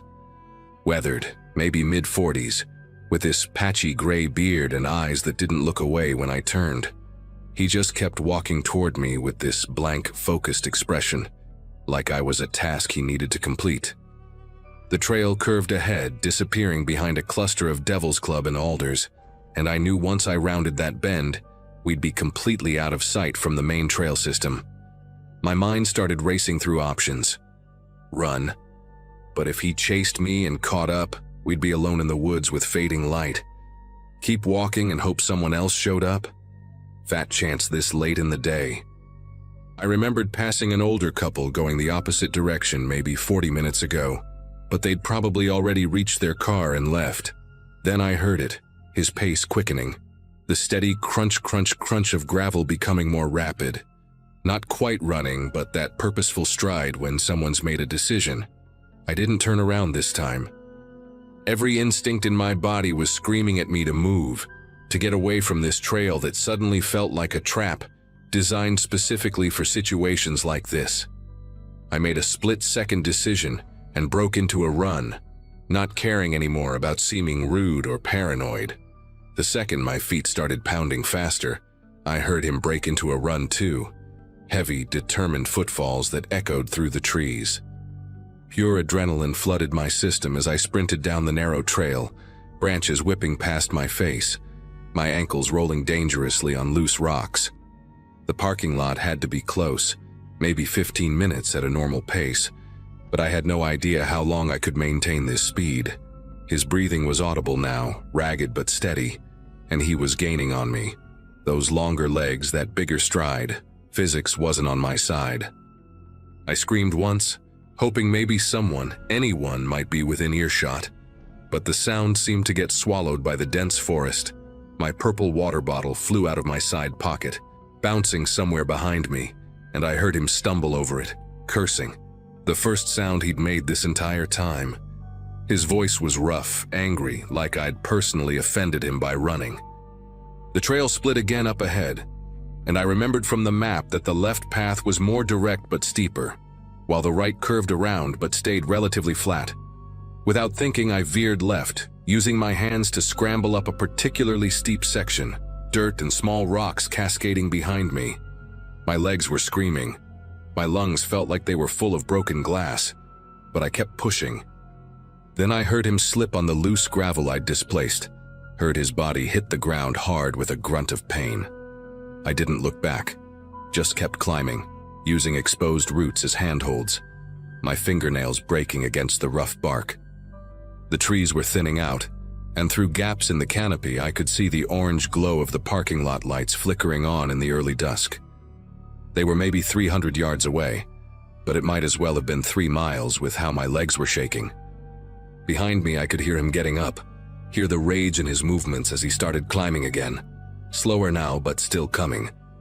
I burst through the last line of trees into the parking area, my vision blurry from exhaustion and tears I didn't realize were streaming down my face. There were 2 cars besides mine, a white pickup truck and a red sedan I hadn't noticed earlier. I ran straight for the pickup, slamming my fists against the driver's window, screaming for help. A startled man in his 60s jerked back, then quickly unlocked his door when he saw my face. "Please," I gasped. "There's a man chasing me. He's been following me for miles." The older man immediately got out, all 6 feet of him, wearing a faded Marine's cap and a flannel shirt. His wife was already on her phone calling 911. Just then, my pursuer emerged from the tree line, stopping abruptly when he saw I wasn't alone anymore. For a moment, we all just stood there in this surreal standoff, him breathing heavily about 50 feet away, grass and dirt staining his jeans from the fall, his eyes darting between me and the older couple. The Marine veteran stepped forward, putting himself between me and the man in the green jacket. "You need to back away right now," he said, his voice carrying that unmistakable tone of someone who's used to being obeyed. The pursuer raised his hand slightly, attempting this innocent expression that made my stomach turn. "Just hiking," he said, his voice higher than I'd expected, almost whiny. "Don't know what she's talking about." But his eyes kept flicking to me with this horrible intensity, like he was memorizing my face. The old man's wife called out that state troopers were 8 minutes away. That seemed to make the decision for him. Without another word, he turned and jogged toward a beat-up gray Ford Ranger on the far side of the lot, one I hadn't noticed tucked between the trees. As he drove past us to exit, he slowed down just enough to stare at me through his passenger window. I'll never forget that look, not angry anymore, but calculating, like he was filing information away for later. The Marine wrote down his license plate, but when the troopers ran it 20 minutes later, the truck had been reported stolen from Anchorage 2 days earlier. The state troopers took my statement 3 times, had me describe every detail about him. The patchy beard, weathered skin, approximately 5'10", maybe 180 pounds, that heavy green jacket that looked like it came from an army surplus store. They found my purple water bottle on the trail the next day when they searched the area, along with fresh cigarette butts at several spots where he'd been watching me, spots I hadn't even noticed him stopping at. The detective told me he'd been hunting me, that the behavior pattern suggested someone experienced at stalking. They never caught him. The stolen truck was found abandoned in a Walmart parking lot in Eagle River 3 days later, wiped clean. For weeks afterward, I'd see men in green jackets and feel my whole body seize up. I switched to running on the university's indoor track, stopped hiking alone, bought pepper spray that I carried everywhere. My roommate said I started talking in my sleep, always the same phrase. "He's still coming." The part that haunts me most happened about a month later. I was at a coffee shop near campus, sitting by the window with my laptop, when I noticed a folded piece of paper tucked under my windshield wiper. My car was right there in view, and I hadn't seen anyone approach it. The note just had one line written in block letters: "You run fast but not far enough. Campus security reviewed footage from nearby cameras but couldn't find anything useful. Too many blind spots, too many people coming and going. I ended up transferring to the University of Washington that spring. Told everyone it was for their better biology program. The truth is, I couldn't stay in Alaska knowing he was still out there, knowing he'd taken time to find me again, just to let me know he could. I still hike sometimes, but only in large groups, and I've never been able to enjoy it the same way. That meditative rhythm I used to find on trails is gone, replaced by this constant awareness of footsteps, of distances, of who might be watching from behind the trees.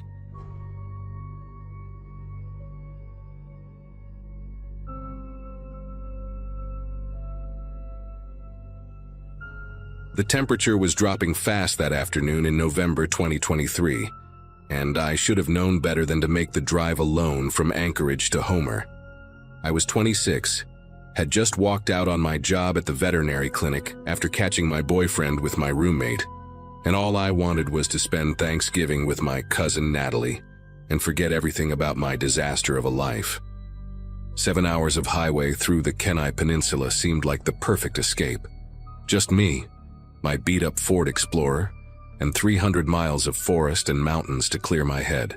I'd packed light, thrown some snacks and water bottles in a backpack, grabbed my phone charger, and hit the road around 10 in the morning. The weather report had mentioned possible snow flurries, but nothing serious, and I figured if truckers were still running the route, I'd be fine. That kind of thinking will get you killed up here, but I was too wrapped up in my own problems to pay attention to what the wilderness was trying to tell me. About 4 hours into the drive, somewhere between Cooper Landing and Ninilchik, my lower back started cramping from sitting in the same position for too long. The sky had turned that strange winter gray that makes 3 in the afternoon feel like dusk, and I'd been following the same pair of red taillights for the past hour, using them as a guide through the curves.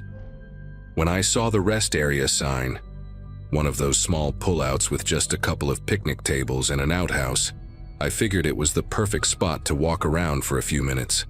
Mile marker 127, according to the little green sign, about halfway to Homer.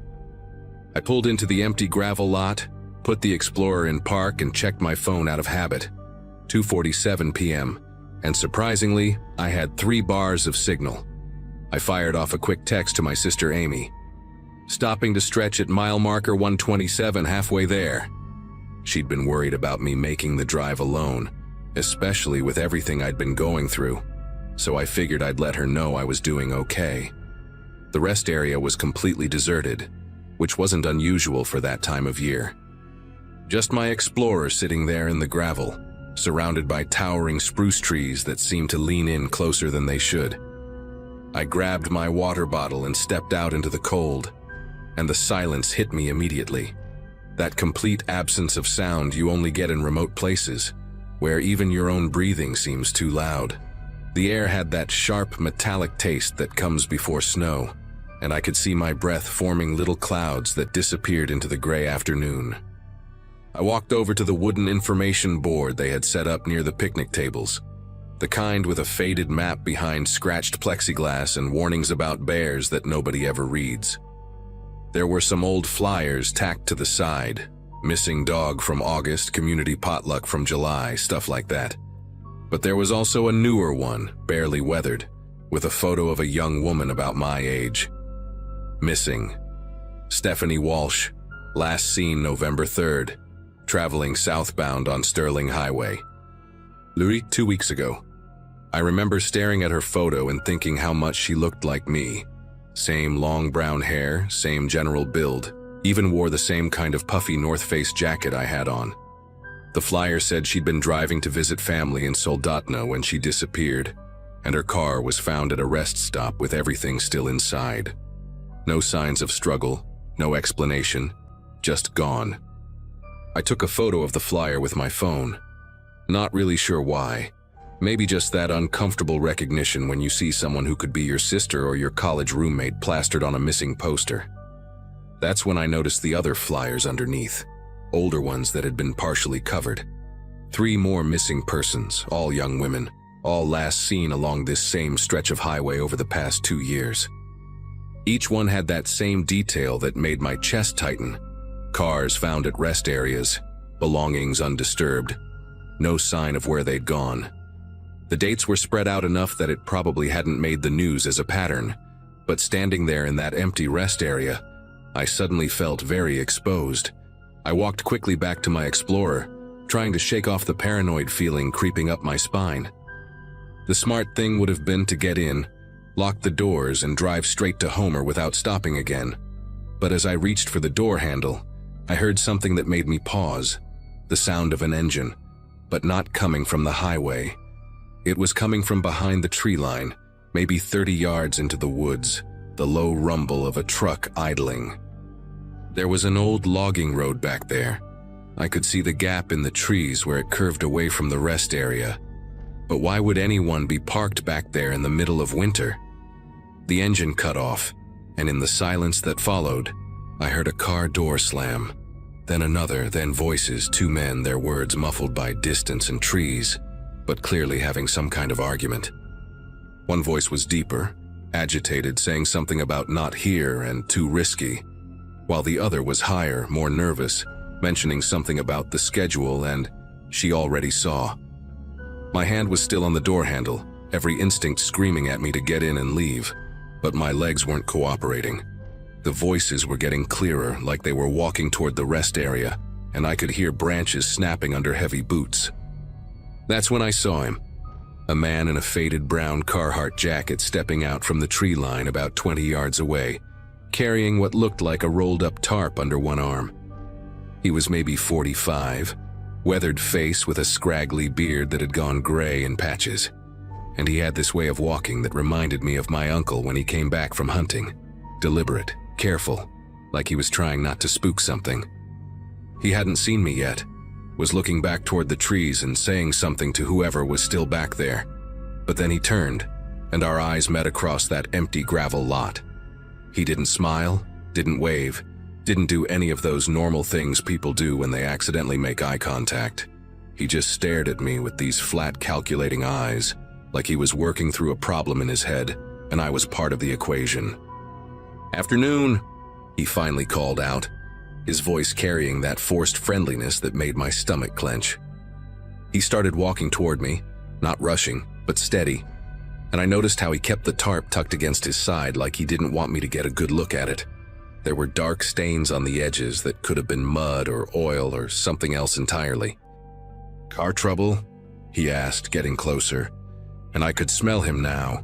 Cigarettes and diesel fuel and something underneath that reminded me of the veterinary clinic after we'd had to put down large animals. That specific smell that clings to your clothes. I managed to shake my head, my fingers finally working enough to pull the door handle. "Just stretching my legs," I said, surprised at how normal my voice sounded. "Long drive to Homer." His expression shifted slightly when I mentioned Homer, and he glanced back toward the trees where I could now see another figure emerging. Younger, skinnier, wearing one of those reflective vests that highway workers use. The younger one was carrying something too, a black duffel bag that looked heavy from the way he kept switching hands. He had this twitchy energy about him, kept looking between me and the older man like he was waiting for some kind of signal. "Homer's a long way," the older man said, taking another step closer. Close enough now that I could see the dirt caked under his fingernails and a fresh scratch across his left cheek that looked like someone had fought back. "Dangerous drive this time of year. Ice and all. Sometimes people don't make it where they're going." The younger one laughed at that, this high, nervous giggle that made my skin prickle. I yanked my door open and slid into the driver's seat, my hands fumbling with the keys. The older man moved faster than I expected for his size, suddenly right there at my window, one hand pressed against the glass. "We could follow you," he said, and his breath fogged up the window between us. "Make sure you get there safe. Wouldn't want you ending up like those girls on the flyers." The way he said it, with this little smirk pulling at the corner of his mouth, told me everything I needed to know about what had happened to Stephanie Walsh and the others. I turned the key and the Explorer roared to life, but the younger guy had already moved behind my car, standing directly in my rear path with that duffel bag at his feet, grinning at me through the rearview mirror.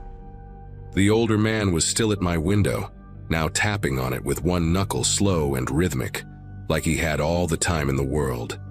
"Here's the thing," he said, loud enough for me to hear through the glass. "You can leave, sure, but we know this road better than you do. We know every pullout, every blind curve, every spot where cell phones don't work. That text you sent your sister? Mile marker 127. We know exactly where you'll be for the next 3 hours." My heart was hammering so hard I could hear it in my ears, but I forced myself to think. The younger one behind me was the immediate problem. I couldn't back up without hitting him, and he knew it. But he was also scrawny, maybe 130 soaking wet, and standing way too close to my bumper. I slammed the Explorer into reverse and gunned it, not hard enough to run him over, but hard enough to clip him with the bumper and send him sprawling sideways into the gravel. He yelped and rolled, the duffel bag spilling open, and I caught a glimpse of rope, duct tape, and what looked like women's clothing scattered across the ground. The older man lunged for my door handle, but I was already shifting into drive, tires spinning on the gravel as I peeled out of there. In my side mirror, I saw him running for the tree line, probably heading for whatever vehicle they had hidden back there, while the younger one was still on the ground, clutching his knee. I hit the highway doing 60 and kept accelerating, my whole body shaking now that the adrenaline was catching up with me. I grabbed my phone to call 911, but my hands were trembling so bad I dropped it between the seats. When I finally fished it out at 70 miles per hour, I had no signal.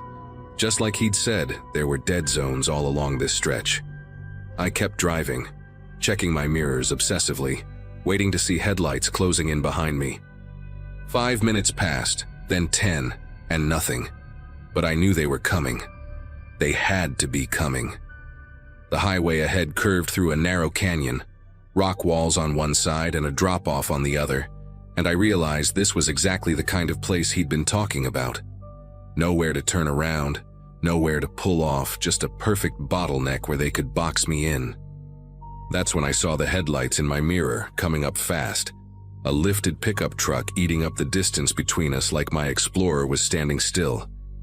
It had those LED light bars that basically turn night into day, and even from half a mile back, they were blinding in my mirrors. I pushed the Explorer harder, hitting 85 on a road that wasn't meant for more than 55, tires squealing around every curve. The truck stayed right on me, close enough now that I could see two silhouettes in the cab. They could have rammed me easily, sent me flying off into the ravine, but they were hanging back just enough to keep me panicked, keep me driving reckless. Then I saw the second set of headlights ahead, coming toward me in the opposite lane but moving suspiciously slow. Another truck, this one with a plow attachment on the front, and I realized with perfect clarity what was about to happen. They were going to box me in, force me to stop, and nobody would ever know what happened to me. I'd just be another flyer on that board, another girl who disappeared on the Sterling Highway. But then something else appeared in the distance, flashing blue and red lights coming up behind the truck that was chasing me, moving faster than any of us. A state trooper, probably running speed enforcement on the highway, had clocked the truck behind me doing 90 plus. The pickup that had been hunting me suddenly hit its brakes, trying to look innocent. But it was too late. The trooper was already on him, sirens wailing. The truck ahead with the plow suddenly veered off onto a side road I hadn't even seen, disappearing into the forest. I kept driving, still shaking, watching in my mirror as the trooper forced the pickup to pull over. 20 minutes later, when I finally got signal again near Sterling, I called 911 and told them everything.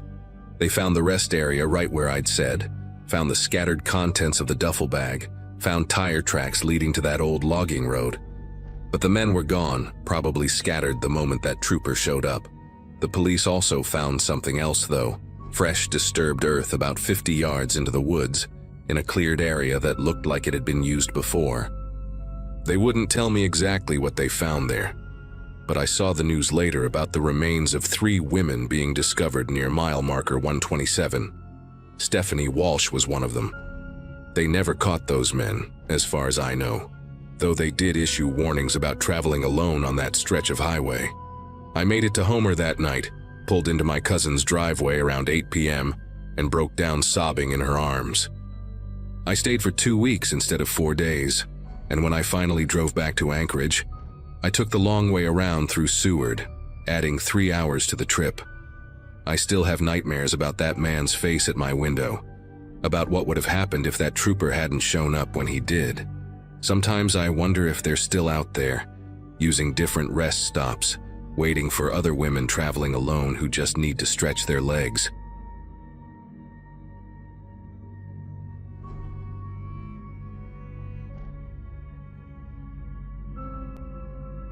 I've been running long-haul routes for years, and nights on empty highways don't usually get to me. That evening was different, though. I was hauling up north with a refrigerated trailer, keeping my eyes on the endless blacktop ahead. The only sound inside the cab was the low hum of the engine and the occasional rattle from the dash. No radio, no chatter, just me, a thermos of burnt coffee, and the steady pulse of the headlights slicing through the dark. Traffic was non-existent out there. You can drive for an hour and not see another soul, so when a set of headlights appeared behind me, it caught me off guard. At first I thought it was another trucker catching up, but the way those lights sat glued to my rearview mirror made me tense up. I eased back on the throttle, giving them room to pass, but instead they flicked their high beams at me, bright, blinding, like a warning shot. Mile after mile they stuck right on my bumper. I tried speeding up, tried slowing down, but every time I touched the brakes even slightly, those brights hit me again, white hot in the mirror. It wasn't the usual hurry up kind of flash either. It felt deliberate, like they wanted me uncomfortable, like they wanted me to know they were there. My palms started sweating against the wheel, and I couldn't shake the thought that whoever was back there wasn't just another driver trying to get by. Eventually, I spotted one of those small gravel pull-offs, just a cut in the road where truckers can stop to check their loads or let faster vehicles pass. Relieved, I signaled and eased the rig over, expecting the car to roar past me. Instead, I heard their tires crunch onto the gravel right behind me. The engine cut, the lights went black, and before I could even process it, 2 doors slammed shut. 2 men stepped out and began walking toward my cab, each holding something long in their hands. From the height of my cab, I had a clear view of them, silhouettes moving slow but steady across the gravel. One wore a baseball cap pulled low. The other had a hood tightened around his face, shadowing it. The glow from my clearance lights caught something metallic in their hands, long, thin shapes that could have been crowbars, pipes, maybe even rifles. My throat went dry, and all I could hear was the tick of the cooling engine mixed with their crunching footsteps. I debated locking the doors, but the truth was they were already locked. Always are when I'm alone on stretches like that. What scared me wasn't the thought of them trying the handle. It was that they seemed so calm about approaching a 70,000-pound rig like it was nothing. That calmness made me realize this wasn't random. They had a plan, and whatever they were carrying wasn't for show. I slid my phone closer, but service bars out there flicker in and out like ghosts. They reached the driver's side first, standing just far enough back that I couldn't make out their faces clearly. One of them tapped the side of the cab with the end of his object, hollow, echoing bangs that made my heart hammer against my ribs. Then the other circled toward the passenger side, his shadow stretching across the gravel in the beam of my lights. It felt like being surrounded, even though there were only 2 of them. Every instinct in me screamed not to open that door, not to roll down that window, nothing. I flicked my high beams forward, bathing the empty road ahead in white, half hoping another driver might appear. Nothing. Just silence, dark forest pressed against the highway, and 2 figures who didn't belong there. That's when the man at my door leaned close, his face just a blur behind the glass, and raised his hand. Instead of knocking again, he pressed a sheet of paper flat against the window. From where I sat, I could make out black block letters scrawled across it, messy and uneven. "Step out." I didn't move. My grip tightened on the wheel as if that alone could anchor me. The man at the passenger side tried the handle once, then again, harder this time. The cab shook faintly, but those locks held. I leaned toward the air horn switch and blasted it, the sound tearing through the still night. For a second, both men froze. They weren't expecting noise that loud out there, and I saw them exchange a quick glance before the one at my door slammed the paper against the glass again. When they didn't back off, I dropped the rig into gear. Gravel sprayed under the tires as I jerked the truck forward. The man at the driver's side stumbled back, hitting the hood of his own car. The other ran around in front of my lights, waving his arm as if to block me, but I wasn't stopping. I swung wide, the trailer kicking up dust, and roared back onto the highway. In the mirror, I saw them scramble into their car, headlights flaring to life again. They followed, but my rig had weight and power. I pushed the speed higher than I usually would with a full load, every muscle tight with adrenaline. For miles, their beams stayed glued behind me, sometimes pulling closer, sometimes hanging back. Then, without warning, they turned off down a side road, vanishing into the dark like they had never been there at all. No brake lights, no signal, just gone. The highway ahead looked endless, but for the first time that night I felt like I could breathe again. By the time I reached the next truck stop hours later, I pulled in shaking and exhausted. I walked straight to the counter and asked the clerk if anyone else had reported strange cars harassing drivers out there. He just stared at me like he'd heard this before but didn't want to say it out loud.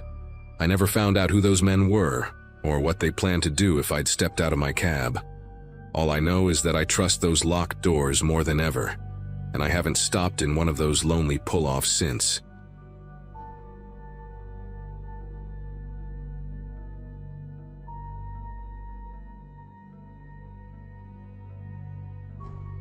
It was supposed to be a short assignment, nothing more than a couple of weeks filling in at a small clinic for a nurse who had gone to visit family. I had just finished my regular rotation in Anchorage and thought the change of scenery would be refreshing, maybe even an adventure. The place was a remote village tucked deep into Alaska's wilderness, a cluster of modest houses and a single dusty airstrip surrounded by endless white. The only way in or out was by plane, and when the small aircraft dropped me off, I remember the silence feeling almost physical, like the snow had swallowed every familiar sound of the world I knew. The clinic itself was a squat wooden building, with peeling blue paint and a roof that sagged slightly under layers of old snow. Inside, it was simple but functional. 2 exam rooms, a small storage area, and a back door that led out into an alley where the wind funneled like a whistle through the night. The locals weren't unfriendly, but they were quiet, reserved. They greeted me politely at the general store or when someone came for medicine, but they never lingered, never made small talk. I assumed it was just the way of people who lived in such isolation. 3 days into my stay, the storm arrived. Heavy snow piled against the clinic windows, rattling them in their frames, and the sky turned the kind of gray that made you lose track of time. Flights were grounded indefinitely, and the tiny radio in the clinic buzzed with static more than voices. Supplies were limited, and though I wasn't worried at first, the empty shelves in the storage room began to gnaw at me. What bothered me more, though, was how quickly the village seemed to retreat into itself. Doors stayed shut, curtains drawn, and even the faint sounds of children outside disappeared.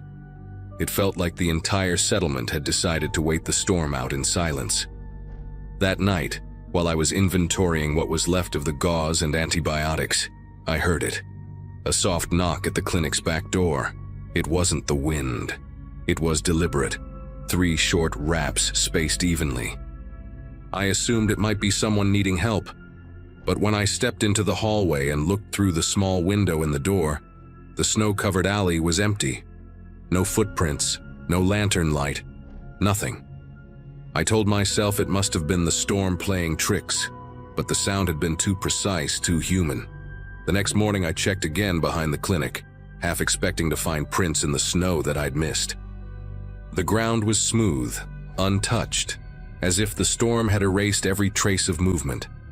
I mentioned the knocking to one of the elders who came in to collect some aspirin, but he just shook his head, eyes fixed on the floor, and muttered that nobody had reason to be out at night. His avoidance made my chest tighten more than the storm itself. People here clearly knew something I didn't, but no one wanted to explain. That evening, the sound returned. This time louder, sharper, 5 knocks instead of 3. I had the lantern burning on the desk and could see the frost collecting at the edges of the back window. I forced myself to walk the hallway again, heart racing with each step, and peeked through the glass. The alley looked exactly the same, nothing but blowing snow and the warped shadow of the utility pole. I opened the door just a crack, expecting the wind to rush in, but the air outside was eerily still. The knocking had stopped the moment my hand touched the knob. By the 4th night, it wasn't just knocking anymore. I heard the crunch of footsteps circling the building, slow and deliberate, as though someone was pacing a wide circle around the clinic.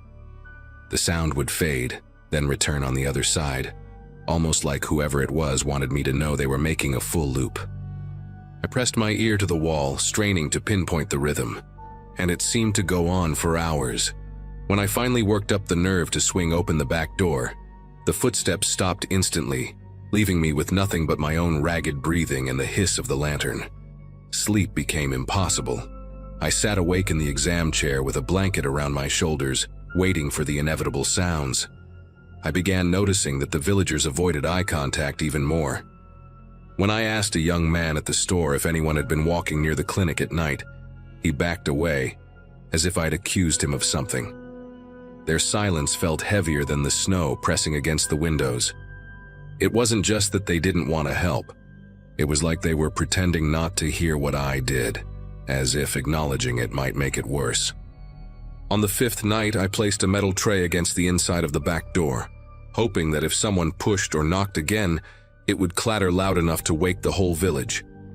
Around midnight, the familiar tapping began, slow, measured, like a code. The tray rattled once, then silence. I sat there gripping the lantern, certain that whoever had been circling the clinic knew exactly what I was trying to do. The air inside felt thick, the kind of pressure that makes your ears ache. I couldn't stop staring at the door, waiting for the handle to move. The storm outside showed no sign of breaking. Snow had buried half the back alley, piling nearly to the window. Yet the footsteps kept returning, somehow steady, crunching across drifts that should have swallowed a person whole. At one point, I swore I saw a faint shape beyond the frosted glass, a figure standing still, facing the door. By the time I wiped the window clear with my sleeve, it was gone. No footprints, no shadow. Just the endless white pressing close against the walls. By the 6th morning, I'd had enough. I walked to the elder's house and demanded answers. My voice cracked from exhaustion, but I didn't care. The oldest man finally met my eyes and said in a flat tone, "The clinic has its own history. When the wind carries, you don't answer what you hear." That was all. No explanation, no comfort. Just that one sentence. I realized then that everyone had known this would happen. They had left me to face it alone because they believed silence was safer than acknowledgement. The storm finally cleared a day later, and the plane came to take me back. I didn't look behind me as I boarded. The village, the clinic, the strange quiet of the nights. All of it felt like a weight I couldn't shake. Even now, I sometimes wake in the middle of the night certain I've heard that same deliberate knocking 3 times, then 5. I'll never know who or what stood outside that door, but I'm certain of one thing. If I had opened it wider, I wouldn't be here to tell the story.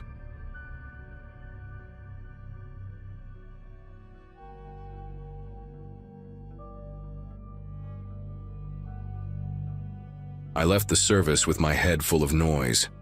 Civilian life was quieter, but my thoughts never really shut off. Hiking had always been my reset button, and I figured a few days in the Alaskan backcountry would help straighten me out. No schedules, no radio chatter, just my boots crunching on dirt and the kind of silence you can't find anywhere else. I packed light, took my old shotgun more out of habit than need, and drove out to a trailhead I'd only heard about from a guy at a local bait shop. The first hours were uneventful, just endless ridgelines and spruce, the kind of terrain that makes you feel like you're walking through a postcard. My legs ached in that good way, the one that tells you you've put real distance between yourself and everything familiar. Around late afternoon, I cut through a stretch of trees and caught the smell of wood smoke. At first, I figured it was another hiker ahead of me. Out there, though, that's not a smell you expect. Pushing deeper into the stand of trees, I came across a small clearing with a tent, a ring of stones blackened from a recent fire, and food still sitting on a metal grate above glowing coals. A pot of something that looked like beans was bubbling quietly, like whoever had been there had just stepped away a minute earlier. But the place was deserted. No backpacks, no boots, not even a water bottle lying around. Just the campsite and that strange sense of interruption, as if time had been paused mid-scene. I called out once, more out of courtesy than concern. "Hello?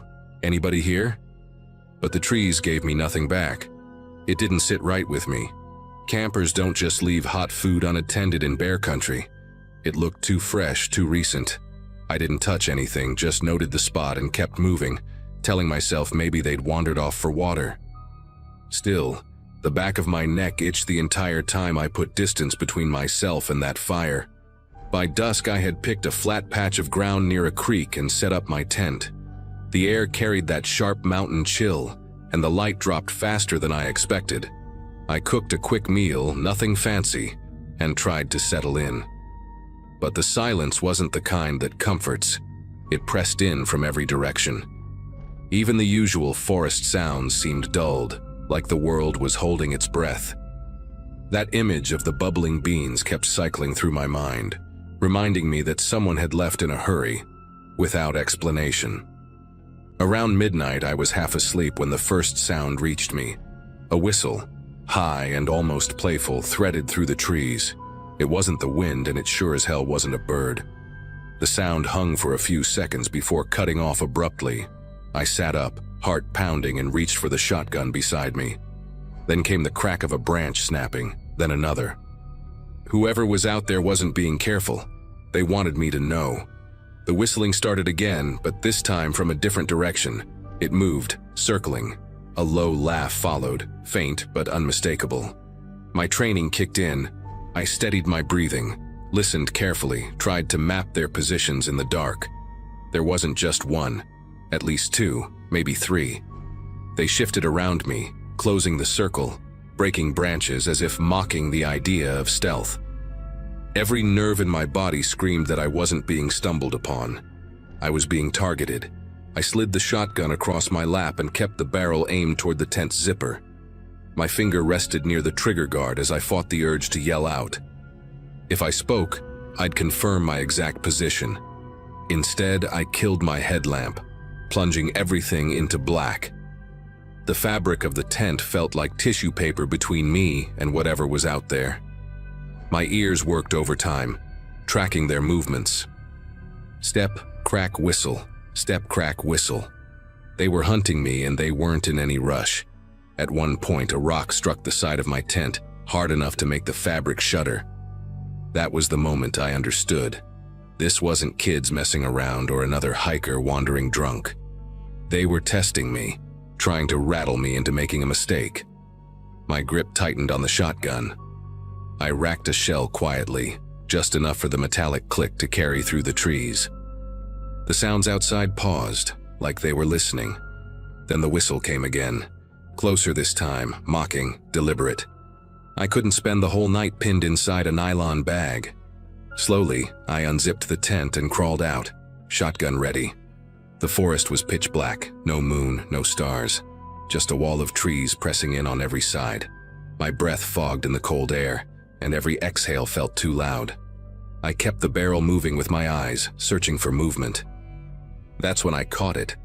A faint silhouette slipping between two spruces, too tall and too fluid to be mistaken for an animal. Another figure moved just behind it. I shouted once, loud and sharp, warning them to back off. The woods swallowed my voice, but the whistling finally stopped. A few seconds later came the sound of retreating footsteps, moving fast through the underbrush. I didn't chase. I stood there for what felt like an hour, shotgun leveled, before forcing myself back into the tent. Sleep never came. I waited for dawn like a man waiting for a verdict, every sound amplified, every shadow suspect. By first light, I broke camp and retraced my steps out of the mountains. The abandoned campsite was still there, but the pot of beans was overturned, blackened against the ashes, as if someone had stamped it out during the night. No footprints I could follow, no sign of who had been there. Just silence. I carried myself back to the trailhead without stopping, shotgun in my hands the entire way. To this day, I don't know who they were or what they wanted, but I'm certain of one thing. I was never meant to leave that mountain alive.